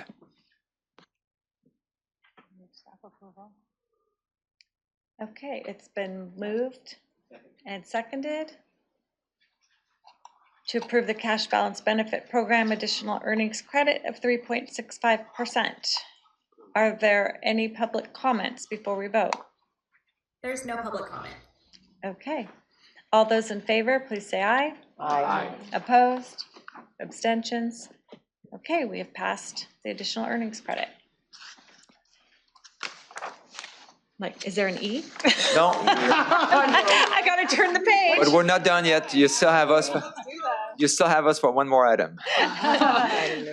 Almost done. Item 10 is the review of the lump sum debt benefit. We talked about policy in the previous item. So if you recall, in March of 24, the board adopted a policy to guide the recommendation as to whether or not an increase should be granted. And it was basically, as long as we are on schedule or ahead of schedule in our goal of reaching full funding, we should recommend an increase to the lump sum debt benefit. And again, this reflects what we know as of today. We are on schedule, actually ahead of schedule of reaching full funding. Based on this, we are recommending that the benefit be increased. Now, the increase, the percentage of the increase in the policy, it says it should be based on California inflation in the previous calendar year, but not exceeding our long-term assumption of 2.75%. Inflation last year in California was calculated to be 2.96%, so above 2.75, which is why we are recommending a 2.75% increase. Now, the fact inflation was higher than what we assumed by 0.24%. We have a bank, we have a catch-up reserve that we're keeping track of. It's now up to 0.96%. So we almost have a full 1% of reserve, if you want. So if inflation was 1.75 next year, we would, and we're still ahead of schedule, we would recommend again an increase of close to 2.75%, because if we have this 1% in reserve. But what's in front of you today is to increase a lump sum debt benefit by 2.75%. On page 1 of the item, you can see what it would do to our lump sum debt benefits. We have two amounts. We have the one paid to active members under coverage A, and retired members. That one would increase by $195 to $7,288. And for the active coverage B members, which is set in statute at 4 times the other number, it would go up to $29,152, an increase of about $780. That's it. We have 2 questions. Steve? Yeah, how do we determine, or how does one determine whether they're in A or B? Originally everyone was in coverage A. It was, and Rick, correct me if I'm wrong, those hired before 1992. And at that time, when coverage B was created, members who were part of coverage A were granted the option, if they wanted to be coverage B members. The disability benefit is a little bit more generous for coverage A members. So both packages were deemed at the time to be equivalent. So it may look like here it's a more generous package. Yeah. When you look at the debt benefit, it's more generous for coverage B. But if you look at the disability benefit, it's more generous for coverage A. So you're giving up one for the other. Correct. So Higher members were death given the benefit in option of. exchange for the yeah. disability. Correct. So at the time, there was an election and members could elect, but all new employees are now part of coverage B. And once you elect, can you unelect and? No. You're stuck with whatever you elect. Correct. So coverage A members could go to coverage B. This is based on the. Right, but they can't go back to coverage A. Can't go back to coverage A. So coverage A is shrinking. And then there eventually people will be in coverage B. Okay. With that, Madam Chair, I'm happy to move. Second. Okay, we have one more speaker, Sharon. Well, I was gonna second, but Madam Vice Chair is fast, but I was gonna just comment that I really do appreciate the work actuaries have done on this, because I think in the past, this has kind of been a heart-wrenching process. And again, back to our policies, it just makes our job so much easier when we have, metrics and language that guides our decisions instead of just trying to, So thank you for the work for that. And with that, Okay, so it's been moved and seconded to increase the lump sum death benefit 2.75%. All is in favor? Say aye. Aye. Opposed? Abstentions? Okay, we have passed that. Yay. And there's no A, B, C, D, E on this one. Thank you very much. I know that was a lot of work, and we appreciate it. all the Milliman. Were there any public comments on item 10? There are no public comment for item 10. Okay, item 11, rulemaking process for employer reports regulations. Good afternoon, Madam Chair, members of the board. I'm Joycelyn Martinez-Wade, Director of Governmental Relations. So yes, in item number 11, I am coming to you with another rulemaking package. I want to request your approval to initiate the formal rulemaking process for updates to the format for employer reports. We have to use formats for employers to report data to us, and this effort is to get the layouts that they will be using eventually in Benefit Connect to be in line with AB 1997. And so you can see in the two attachments, attachment 1, we're adjusting the language in the California Code of Regulations to have the appropriate effective date, July 1, 2027, to up the date of the file layout that's incorporated by reference, and to remove the waiver periods. Again, everybody has to be in compliance on that effective date of July 1, 2027, so the waiver periods are no longer appropriate. And then attachment 2 is that file layout that there are small adjustments to reflect changes in codes that are needed to report for certain sections of that layout and certain changes in titles and things like that. So this, again, we're asking to move forward with the formal rulemaking process and to hold a hearing in September. The idea would be to notice this package in July, along with the AB 1997 regulations we spoke about in March. We're going to combine the two packages so they can all be handled together by the Office of Administrative Law. And if anyone would like to review them, we have the draft notice of proposed rulemaking and initial statement of reason available in the back of the room for review. Okay, Steve. Yeah, Joycelyn and I had a long talk about this on the phone, and she assures me it's consistent with what the action we took in March to move toward these hearings. We have to do them. So with that, I'm happy to move approval. Second. Okay, it's been moved and seconded to continue the rulemaking process. All those in favor, please say aye. Aye. Opposed? Abstentions? Okay, thank you. Are there any comments on item 11? There are no public comments for item 11. Okay, item 12, state and federal legislation. Great, thank you. On this item, I have information just to bring to you so that you're updated on the process. The main focus would be the matrix. So AB 65, I'll start with the bills that you have positions on. AB 65, which is pregnancy leave for educators. That bill has moved to the Assembly Appropriations Committee, so we continue to support that as it moves along. SB 853, our sponsored bill regarding housekeeping provisions. That bill has actually made it all the way through the Senate and to the Assembly, so we're waiting for it to be assigned to committee there. And then I've added 2 bills to the matrix that we're monitoring. So to start with, and I guess I should say, but I'm not asking for a position on those at this meeting. AB 1383 has modifications to the Public Employees Pension Reform Act.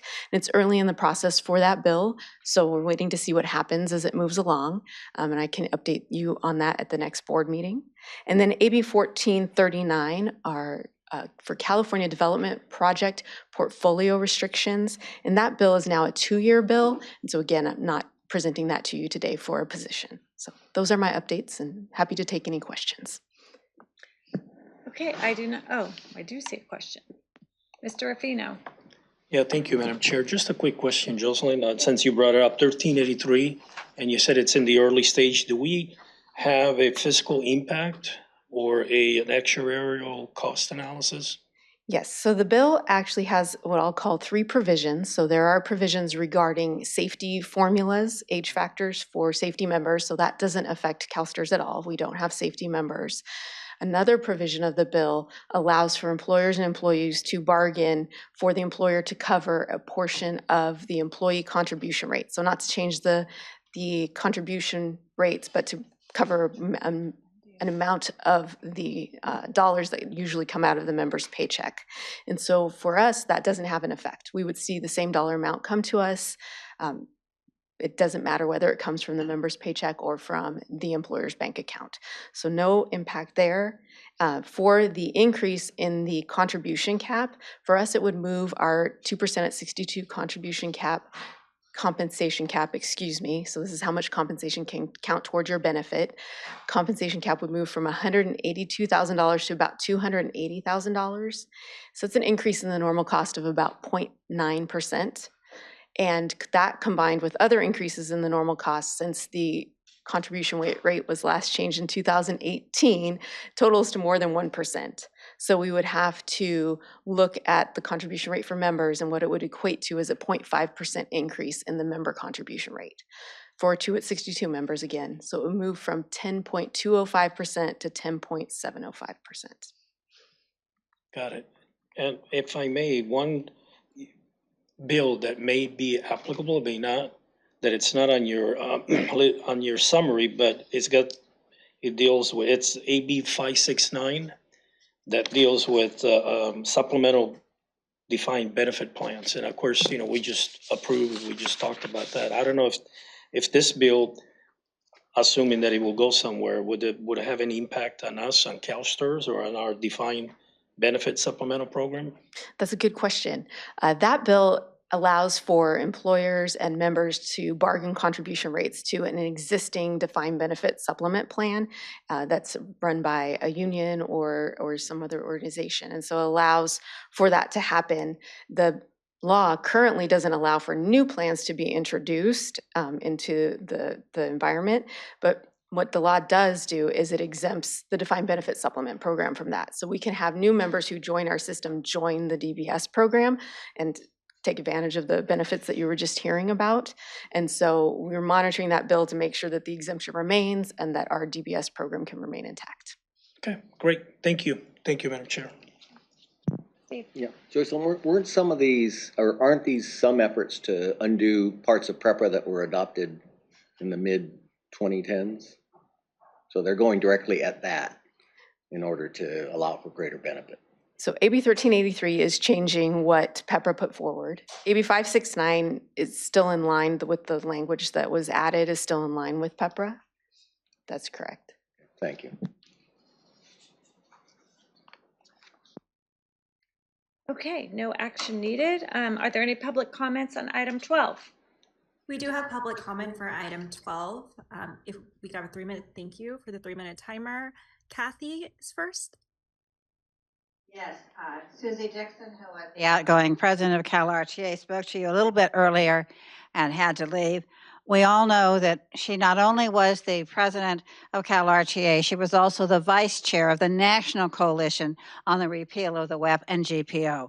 And we do need to recognize that as we go forth. As of May 5th, 2025, the Social Security Administration reports that 84% of the benefit adjustments related to HR 82 implementation have been processed.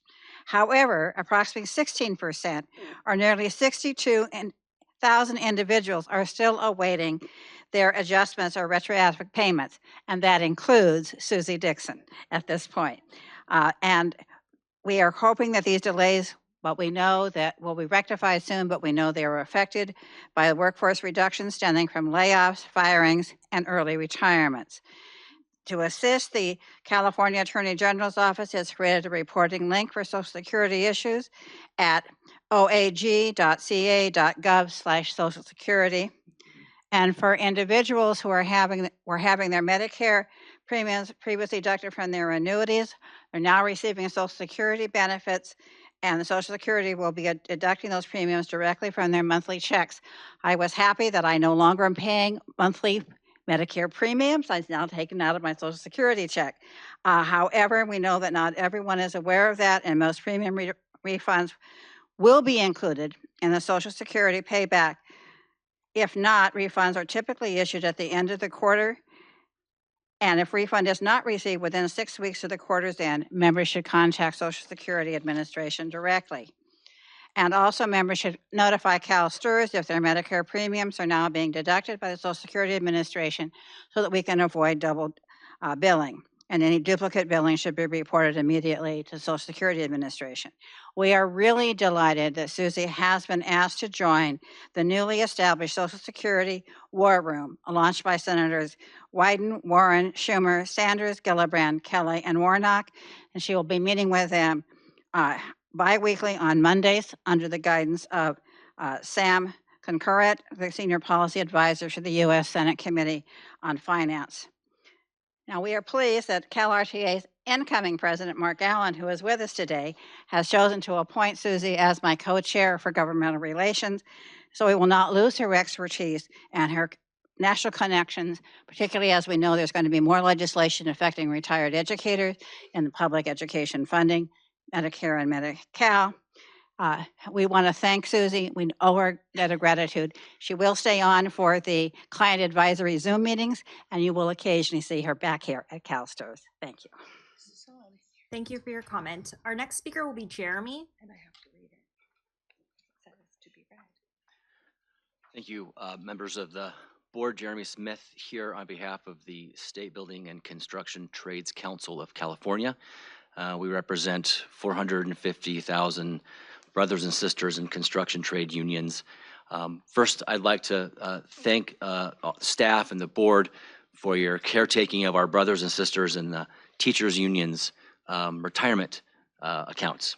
It's very important, as somebody who's in a union myself, a defined benefit pension is so valuable in this day and age. So I know this isn't easy. I addressed CalPERS as well on this same topic, but thank you for your diligence in taking care of their retirement savings. I wanted to just touch on a report on AB 1439 that Joycelyn talked about, a bill that we are the sponsors of. The responsible contractor policy that this board adopted back in 2015, at least according to the date on the policy, has a lot of good words in it. Words such as fair wages, fair benefits, prevailing wage, and apprenticeship. Unfortunately, there's no teeth in that policy, and that's the reason for AB 1439. We believe the construction trades members who build CalSTRS funded projects in California should be paid the prevailing wage and should be members or graduates, journeymen, journeywomen of California state-approved apprenticeship programs. Our brothers and sisters in the teachers unions, money is going to build things for them to earn returns on. That money should pay construction workers who are also in unions living wages. We look forward to continuing conversations with Joycelyn and her staff on that bill and on the responsible contractor policy. We want to ensure that it is no longer just self-certified. We want to ensure that prevailing wages are paid on projects in California funded by CalSTRS members' investments. And we want to ensure that a skilled and trained workforce, which is defined at Public Contract Code Section 2600, is used on those projects so that local California construction workers are employed on projects funded by CalSTRS. We look forward to these conversations. As Joycelyn mentioned, the bill is a 2-year bill now. We do have the support of Assemblymember McKinner, the chair of the PERS committee, many of the public employee unions that are under the California Labor Federation's umbrella with us. We will move the bill, but we look forward to conversations to fix the responsible contractor policy in real time with all of you and at CalPERS as well. So with that, again, Jeremy Smith with the State Building Trades. If anybody has any questions, Joycelyn, I look forward to hearing from you on picking up our conversations and moving forward. Thank you. Thank you for your comment. That is the conclusion of public comment for item 12. Thank you, Samantha. That brings us to item, thank you, Joycelyn. That brings us to item number 13, our CEO report. Thank you, Madam Chair. I have some really happy announcements, so everybody get excited. So this is the best part of the day. First, I wanted to share that Ashish Jain was awarded CTO of the Year by the California...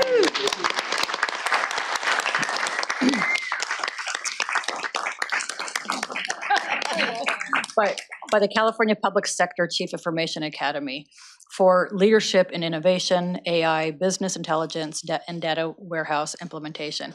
I just wanted to share a few comments included in his award. Ashish Jain exemplifies exceptional leadership as the CTO of CalSTRS. His strategic vision has been pivotal in modernizing technology at CalSTRS, guiding the migration of on-premises data center to cloud services and integration of AI solutions to reduce operational costs. He fosters a people-first stewardship approach and contributes to making CalSTRS the best place to work. I also wanted to share a couple of appointments that we have made since our last meeting after a competitive recruitment to fill the role left by Jeff Zimmer. Jennifer Spangler will be returning to Benefits and Services as the Director of Employer Services. So Jennifer, please wave or stand up.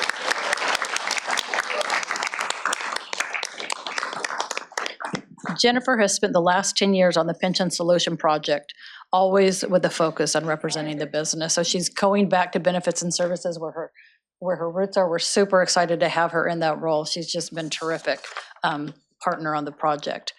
I also wanted to share that Dylan Pletcher joined the organization on April 15th as the new Chief Information Security Officer, the CISO, all right? Dylan comes from the Department of State Hospitals, where he served as the Chief Information Security Officer for the last 10 years. In that role, he oversaw the security of compliance programs for over 13,000 employees in 5 hospitals. So he comes with an extraordinary amount of expertise in that area. So we're really happy to share that. So now, in conclusion, I wanted to share with you our Virtuoso Award recipients that were awarded this past month. The CalSTRS Virtuoso Award is the highest honor a CalSTRS employee can receive and the peak of our day-to-day award-winning recognition program, Virtuosity. The Virtuoso Award is reserved for individuals who deliver superior sustained performance with a demonstrated impact on the organization. Virtuosos consistently model our core values and competencies and support our mission and vision. We had 19 individuals receive this award, and they're all listed in my CEO report, and then you can read about their backgrounds and the contributions that they've made. I won't read them here, but I do want to name them and acknowledge them and show you the beautiful photos that we've taken. If we could just please have everybody hold their applause to the end, so we're not here for 20 minutes doing that. I think you'll appreciate that. They're gonna stand, and then we will all recognize them. The first is Amber Deirdrick, Pension Program Manager 1 Specialist in Benefits and Services. Anthony Carlos, Pension Program Manager 2 in Benefits and Services. Avon Gold Edrush Solon, Associate Governmental Program Analyst in Benefits and Services. Dina Parada, Staff Services Manager 1 in Financial Services. Dina Parada, sorry. Jeff Boats, Staff Services Manager 1 in Public Affairs. Jennifer Dobbs, Staff Services Manager 1 in Benefits and Services. Jonathan Elliott, Information Technology Specialist 2 and Technology Services. Carolina Churak, Pension Program Manager 1 in Benefits and Services. Lau Nguyen, Information Technology Specialist 2 in Technology Services. Megan Dean, Staff Services Manager 2 in Financial Services. Rick Bartos, Pension Program Manager 2 in Benefits and Services. Sally Siprothsuth, Associate Governmental Program Analyst, Technology Services. Sun Nguyen, Associate Governmental Program Analyst, Benefits and Services. Sonia Prasad, Pension Program Manager 1, Benefits and Services. Suki Sahota, Director of Procurement Management and Administrative Services. Summer Free, Associate Governmental Program Analyst and Benefits and Services. There's no, oh, there we go. There's one missing. Oh, there it is. Takara Romo, Associate Governmental Program Analyst, Benefits and Services. Vicky Reno, Associate Governmental Program Analyst, Benefits and Services. And finally, Jessica Barajas Cervantes, Associate Governmental Program Analyst, Benefits and Services. If we could just stand and all give them a round of applause. Thank you.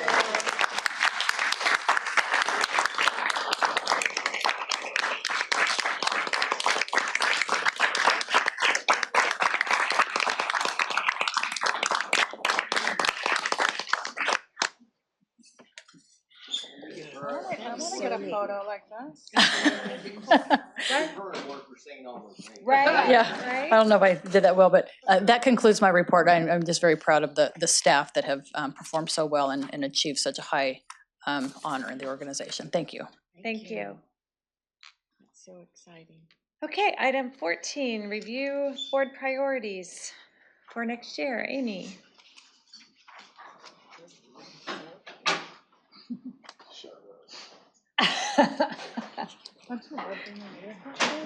It's okay, Michael. My flight's not till 8:30. I'll be here with you.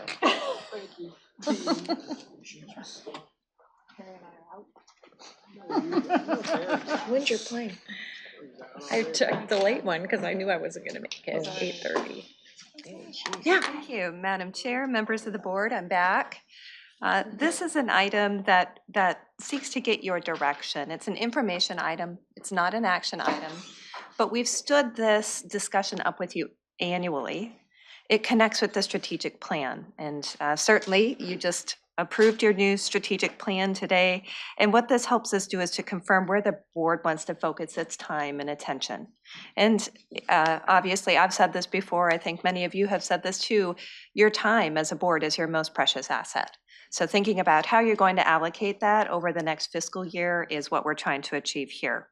So this is grounded in the new strategic plan, and it reflects the progress that you've made this year. And I've worked closely with Cassandra, your CEO, to sketch out these suggested board priorities, which you'll see in attachment 1.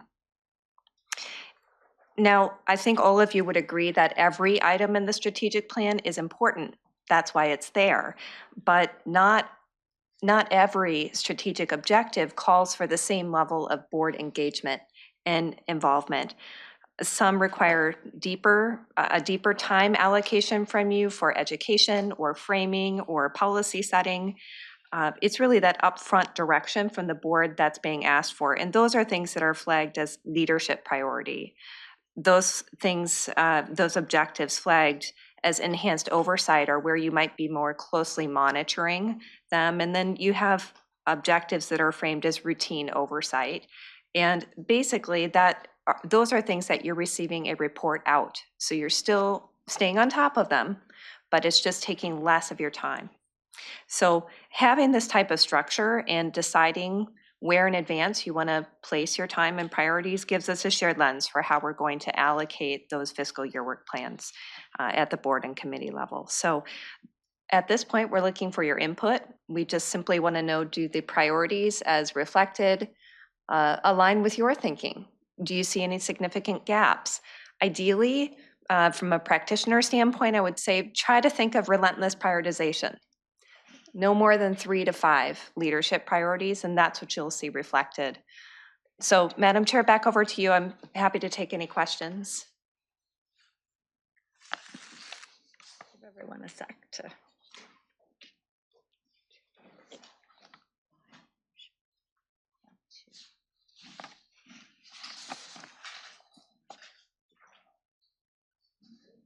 It looks like everyone's good. Okay. Nailed it. Okay, thank you. Thank you, Amy. Thank you. Are there any public comments on item 14? There are no public comments for item 14. Okay, what we've all been waiting for, item 15, pension solution.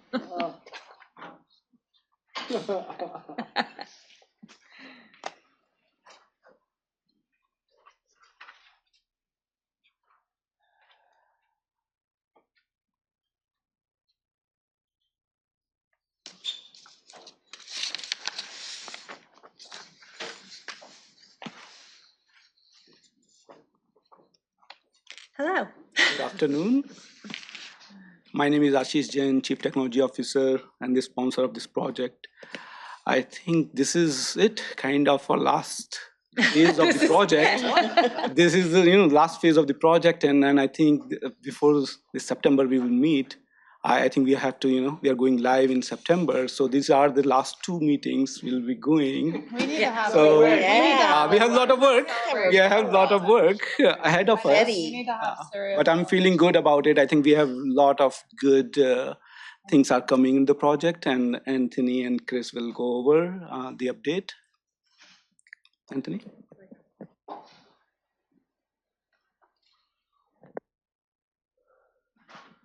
Thanks, Ashish. Good afternoon, board members. Anthony Sweeney, Pension Solution Project Director.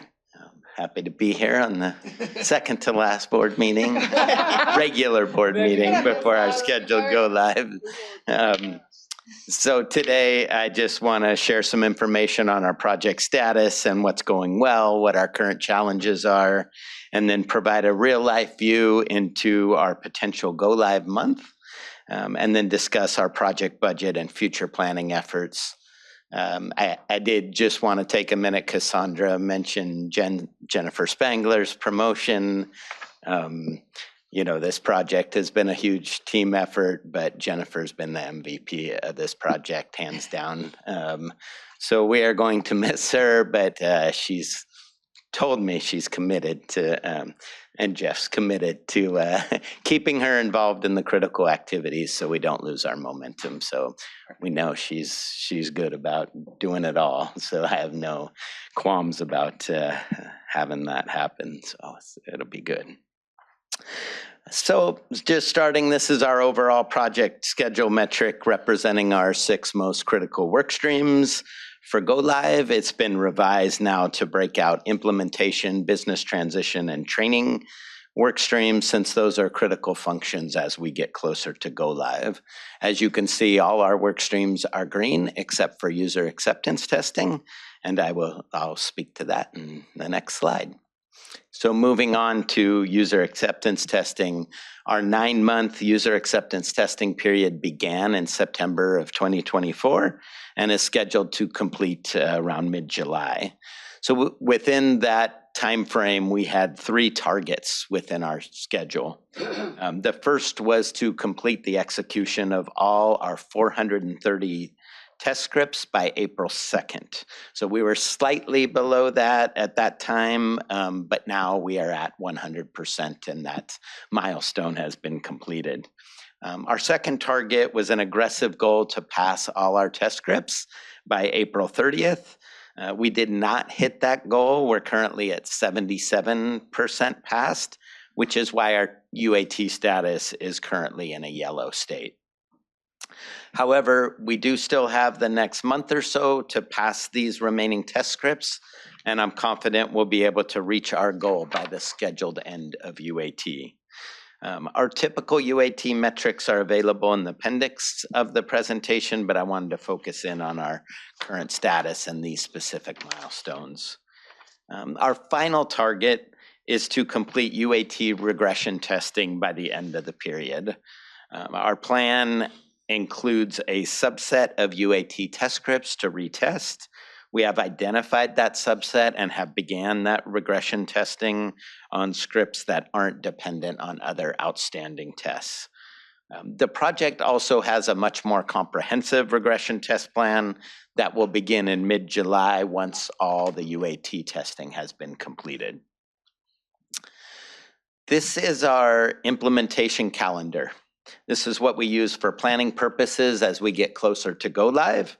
And as you can see, this calendar does show a tentative go live date of September 25th, 2025. There are several key dates to highlight. I'll just go over them at a high level.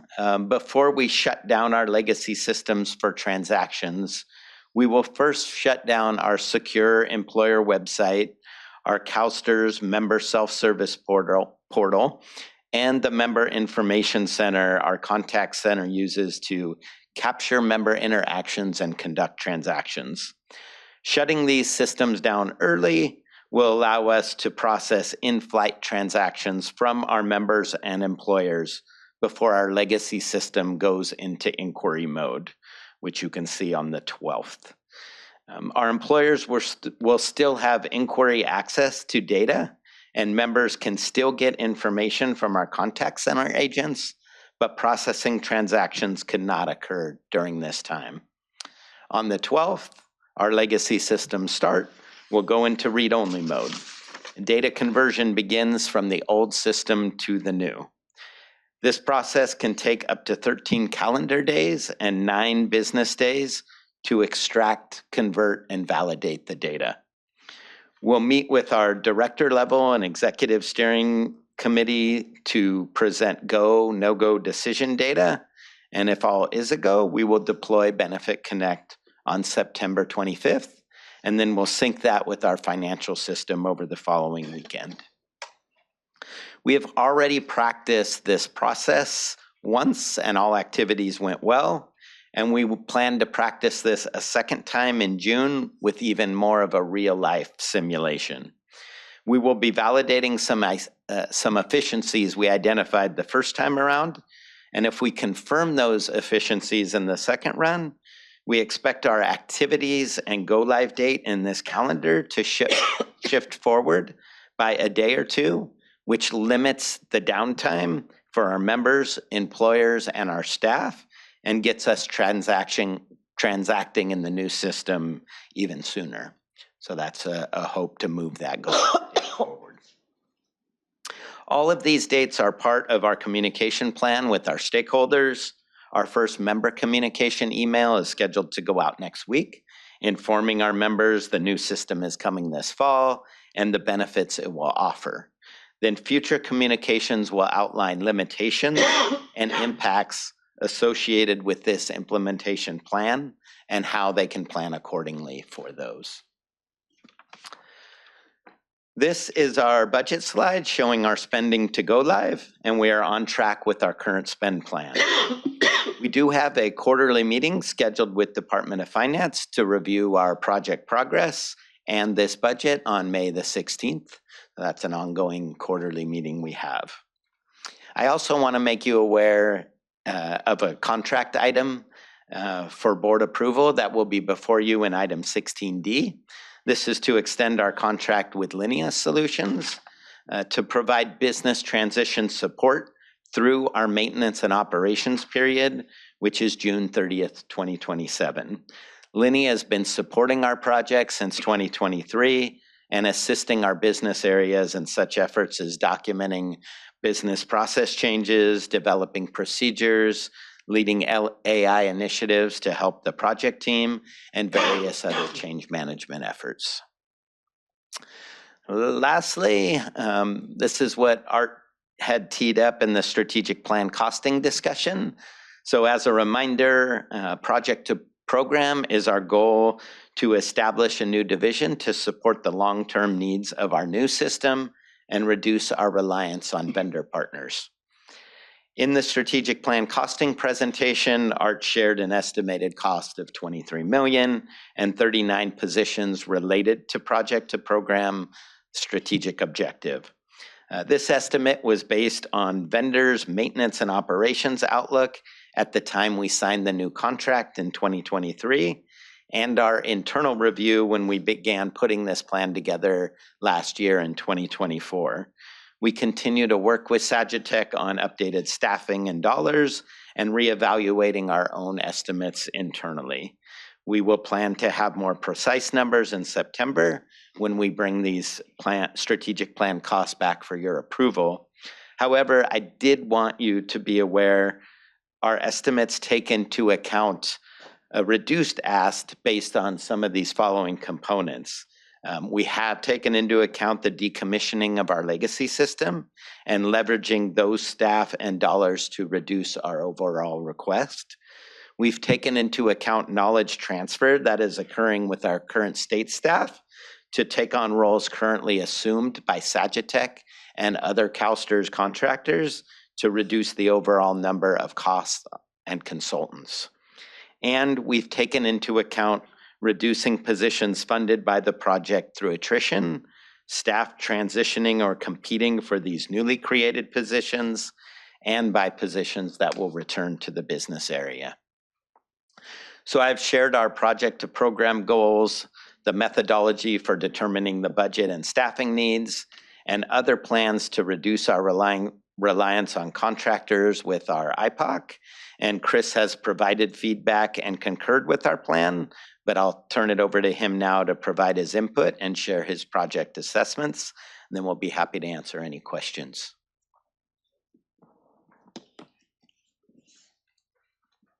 Thanks, Anthony. Everybody. Chris Cavodi, Guidehouse, our independent oversight update. And as Anthony just mentioned, he walked me through the project program methodology and strategy, the approach that they're going to take. We looked at the, the reference data that was being used to create the assumptions and to put together the plan, and then the components that he just talked about. So we talked through that together in detail, and I looked at the documentation around that as well. We're supportive of the approach and the strategy now, and as they refine those numbers and those plans, we'll be talking to him. Of course, we'll be staying in lockstep throughout the rest of that time frame. So as that comes to fruition, we'll also be watching that post go live and reporting out on how we're seeing that function as well. So I'll continue to report that out to the board as well. As you heard from Anthony, UAT is still behind schedule. When you see those numbers of percentages, it's important to keep in mind that it's a smaller number of test cases. You're not looking at things like in SIT where there were thousands and thousands of cases being tested. It's around 430, I believe, as a total population. So percent behind is a smaller number than what you're used to in the past. And that's why we have confidence that they will complete that testing by the scheduled end date. And if they don't, we expect there to be a small number of tests. Of course, I've always said numbers are meaningless and the qualitative aspect is what matters. And so that we will bring you those qualitative components if there are test cases that don't complete or look like they're not going to make it to the deadline. What we'll talk about is what is the implications for the system at go live of those not completing. Is there some functionality that they could not get to work causing us concern, or is it that there was a data setup that had to be done and wasn't done in time? So we'll bring that to the board and talk about that as well. But at this point, we're comfortable that they will complete that on time. From an implementation perspective, as Anthony said, there was a dry run that was done that basically exercises the activities to actually cut from the old system, the legacy system, to the new. And that did yield a lot of good lessons learned, and it actually taught them some things about that'll help them as they do the go live implementation. The next dry run, as he said, will validate those lessons learned and probably refine those as well. So that's a helpful exercise, and that's something that they're focused on. The other thing there that we talk about a lot is how they are going to educate the decision makers through the decision checkpoints. Something you saw on one of Anthony's slides was that go live decision, are we going to do it or not? It's really important that the personnel that make those decisions, the committees that make the recommendations to the other committee that makes the decision, do they really understand what the scorecards mean, what the components of those are, what makes that up? What does it mean if we don't hit 100% on some of those scorecard items, and what are the risk levels associated with that? That education is something that's being done now. The project team is bringing those two committees. They're talking about the framework right now, and they're working their way into the detail behind those scorecard items. So the decision makers really understand that, the tools that are being used and what data makes that up. So again, getting them comfortable with that well ahead of time is important. And yeah, so I think those are the key parts of that implementation component that we really have cared about. I think something that's important to remember is it's scary getting to the end of this project. I know it's exciting, but it's scary. So for the decision makers, they really have to feel good that they're making the right decision based on the data they have. So in stressful situations, people tend to not work up to the situation they're in. They actually tend to work down to their highest level of training. And so we want that training to have already been there so they understand all of those pieces and they just go right to that and say, I know what this is, I know what to expect, and so I'm comfortable with where we're at. So that's really what I wanted to cover today, and happy to answer any questions. Okay, a couple questions. Steve. Yeah, first of all, Ashish, congratulations on your award. That's a great thing. Great honor to you and also to the organization. I have shared with Ashish and with Anthony just one concern about the time that we're going to be down, and that our service, our normally spectacular service online, will not be there for about, what did we say, 9 days, business days, somewhere around that? So I just conveyed the importance that we get that word out to anybody that might be, it's probably a small segment, but if somebody calls in and just cannot get service, you guys may hear about it, but hopefully it's a small number that if that does happen. Yeah. So I just wanted to share that. There's a plan, Yes. I think from the stakeholder perspective, we are going out for communication next week. Communication team is plugged in, and we have very robust communication going out for next few weeks. I think we are just hitting out, not only we talk about not only the emails, but how we will do in our website, whatever the other communication channel we have, we reach out to our beneficiary and members. So they will be not surprised, including the employers. So I think so far, the feedback we are getting is very promising that people are plugged in. That's good. Yeah, and I think I can't thank enough to top to bottom. I think this is a #1 priority for us. I think Cassandra reiterated recently in our QPR, as well as all the executives, very supportive about, all the team members, very passionate about that. Now we are seeing that, okay, light in the end of the tunnel, and everybody's working towards that one. It's not looks like what if kind of, okay, we are going live. So I think that's another things that we heard about in the last 2 years, we change and turn around. Thank you, Anthony and team, but it's really a lot of hard work going on behind the scene. Just to be clear, people can call in. The Yes. call center just Yes, can't so go call online. center, we're not closing the call It's not like center. we're gonna They be can dark. call. I just they can didn't want take- anyone to panic out Yes, there. No. Call The center phones is will open. work. We will take calls, we'll reprioritize, we'll reach Okay. out to them if we can't provide them any information. Yeah. Thank you. Okay, Karen. All right.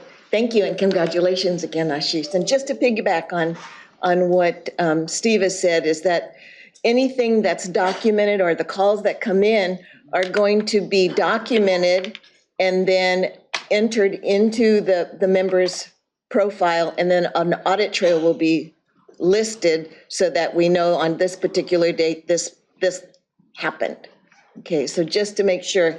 And then on another thing about notifying the members, I know that you have a communications plan set up and everything, but I also wanted to caution the members that are not email savvy or trying to learn all that. So as long as we notify the stakeholders that are around, the stakeholders then can notify the members that all of this is happening, and any inquiries and any doubts and any further communication can be submitted either to the customer service centers or, internal staff. So I just want to make sure that every effort is going to be made to notify all the members of all the things that are going to happen now. Okay? Yes. Okay. And then I just have one more thing, if I could. In looking at the map or the calendar for September 25, if Benefit Connect is going to go live on the 25th, I know that benefits are supposed to go out on the 26th. Okay, so what you're thinking on that. She would know. Yeah, I just looked it up because that's on the website. It tells you when the paydays are. And it's gonna go into your account on October 1 for that. So I just wanna make sure that all those little details are in place so that nothing crashes. Because a lot of information is gonna go out that day. And so I know, and I've been, got the confidence, Denise and I meet with you and we ask these questions all the time, but I just wanted to assure the members and their beneficiaries that all these things are taken into consideration and all the mitigation efforts are put in place and all the what-if scenarios happen, that we do have a plan. And I just want to make sure that everybody knows that. Absolutely, Karen. On that calendar, it also said, we're extracting that last retirement roll out of the legacy system so that that'll get processed, sent over to state controllers, and process those October 1 checks out of the legacy system. Yeah. So I just want to make sure that everybody understands. No, we hear you. Yep. I think there are a lot of Absolutely. Karen, our communication director, as well as Teresa, as well as Diane. Everybody is aware of that stakeholder, how important is this for us and for them. So we are providing all this communication to them. Good. So you guarantee that Karen's going to get the check? The check is already, I think, guaranteed because we are getting from our legacy system. Yes. All right, thank you. I have one more. That's Guaranteed stuff. I congratulations, Ashish. That would be the first. And I My wanted team to, is so good. That's why I'm looking good. That's why you're looking. All right. And I did hear, yes, it sounds like, Karen, your check is guaranteed. That's what I'm hearing. I don't know about anybody else, but yours is. I do want to reiterate both to Karen and Steve's points. I also had some questions about communication and making sure that our members will have an avenue if they have questions, and appreciate the team spending some time walking me through that. And as well as just noting that, I don't think September was chosen for, just any old reason, but that does tend to be our lower time, month that we don't have as many inquiries about retirement. So I think that I appreciate the team pointing that out. I do have a quick question around some of the deferred items that we have deferred to post live. And maybe you can just help me understand, for those that are being deferred, remind me again, is it a ton of them? And is that 104.7 million that you had kind of on that chart that's budgeted for post live? Is that for those elements? Maintenance. Yeah, it said maintenance, but I know we deferred some things too. So I'm just trying to make sure that. Yes, it is that we have in the contract that we signed back in 2023, it outlined those deferred functionalities. Great. It's a handful of things, but they're bigger things, actuarial extracts for the valuation that David just mentioned to you, member interest crediting, retirement progress reports. But those were all decided based on timing and next fiscal year end. So that's why they're purposely deferred and managed in the maintenance and operations process. Perfect, thank you. And one last comment. Thank you for scheduling our quarterly meeting after May revision. Okay, that concludes our questions. I think we talked about seeing you in July, or at least getting a brief update from Ashish at our offsite. Okay, perfect. Thank you very much. Thank you. Congrats, Ashish. Are there any public comments on item 15? There are no public comments for item 15. Okay, that brings us to 16A, the consent agenda, and I have two statements to read before we approve the consent agenda. It's an action item. First, from Audits and Risk Management Committee, the report. The Audits and Risk Management Committee moves to adopt two items: the modifications to the fiscal year 2024 Audit Services Audit Plan and the fiscal year 2025-26 Audit Services Plan Audit. And those are things that used to come to the full board, but now they go to the committee. The committee approved it, but the full board still has purview if you have questions or anything. So that would be the first one. The second is from the Compensation Committee. The committee engaged in extensive deliberation to meticulously score each finalist and selected Mercer as the primary consultant. So now back to 16A, the consent agenda. I would take a motion to approve. Yeah, because we have that little packet that's in here too. Yes, but some of them we wanted to read for the record. It's been moved and seconded to approve the consent agenda. All those in favor say aye. Aye. Opposed? Abstentions? Okay, we have approved the consent agenda. Item 17 is just informational. It was in your packet. Item 18, we've already. Wait a minute. Mike. I'm sorry, Frank? Oh, that's okay. I have just a point of information, I guess. Okay. Maybe for council. Does the board has to have a motion to approve the committee recommendations? Do we need a motion? We did. Was there a motion? To approve the consent. Yeah, the consent. I'm talking about the two statements that you read from audit. That was Those are just included. reporting out. Oh, that's included. I was just reporting out from the committees. That was included in the. Sorry, got it. That's okay. Got it. Thank you. That's okay. Okay, so 18, we already did. 19, review of information requests. We did not have any. Mr. Zimmer has something he wants to add to a prior conversation. Please. Thank you, Brian. Jeff Zimmer, Chief Benefits Officer. Point of clarification with the question you asked Sharon about the AEC, the additional earnings credit, and how members are notified. Yeah. People that are on benefit that are actually receiving a retirement allowance already will get a letter describing the AEC credit and how they can take it in the disposition of that. Okay. Active members shows up on their RPR, their retirement progress report. So they'll see it on their RPR. I guess that's predicated on the fact that they open their annual report to look at it, and then they see stuff on it that they're like, these are live questions I get. What is this money? And then they think it's an error and should they give it back, and that kind of stuff. So right. I just wondered if there's a way to give people a heads up, like, hey, there's something new in or pay attention.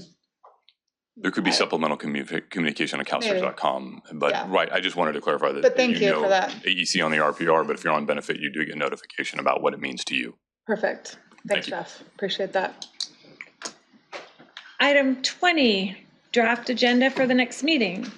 So the next meeting we have is the July offsite, but we do have business that we're going to be discussing as well. So there'll be some performance targets, salary discussion for the CEO, CIO, business plan, CEO report, CIO report, and then we go into primarily education sessions for the board and then board self-evaluation.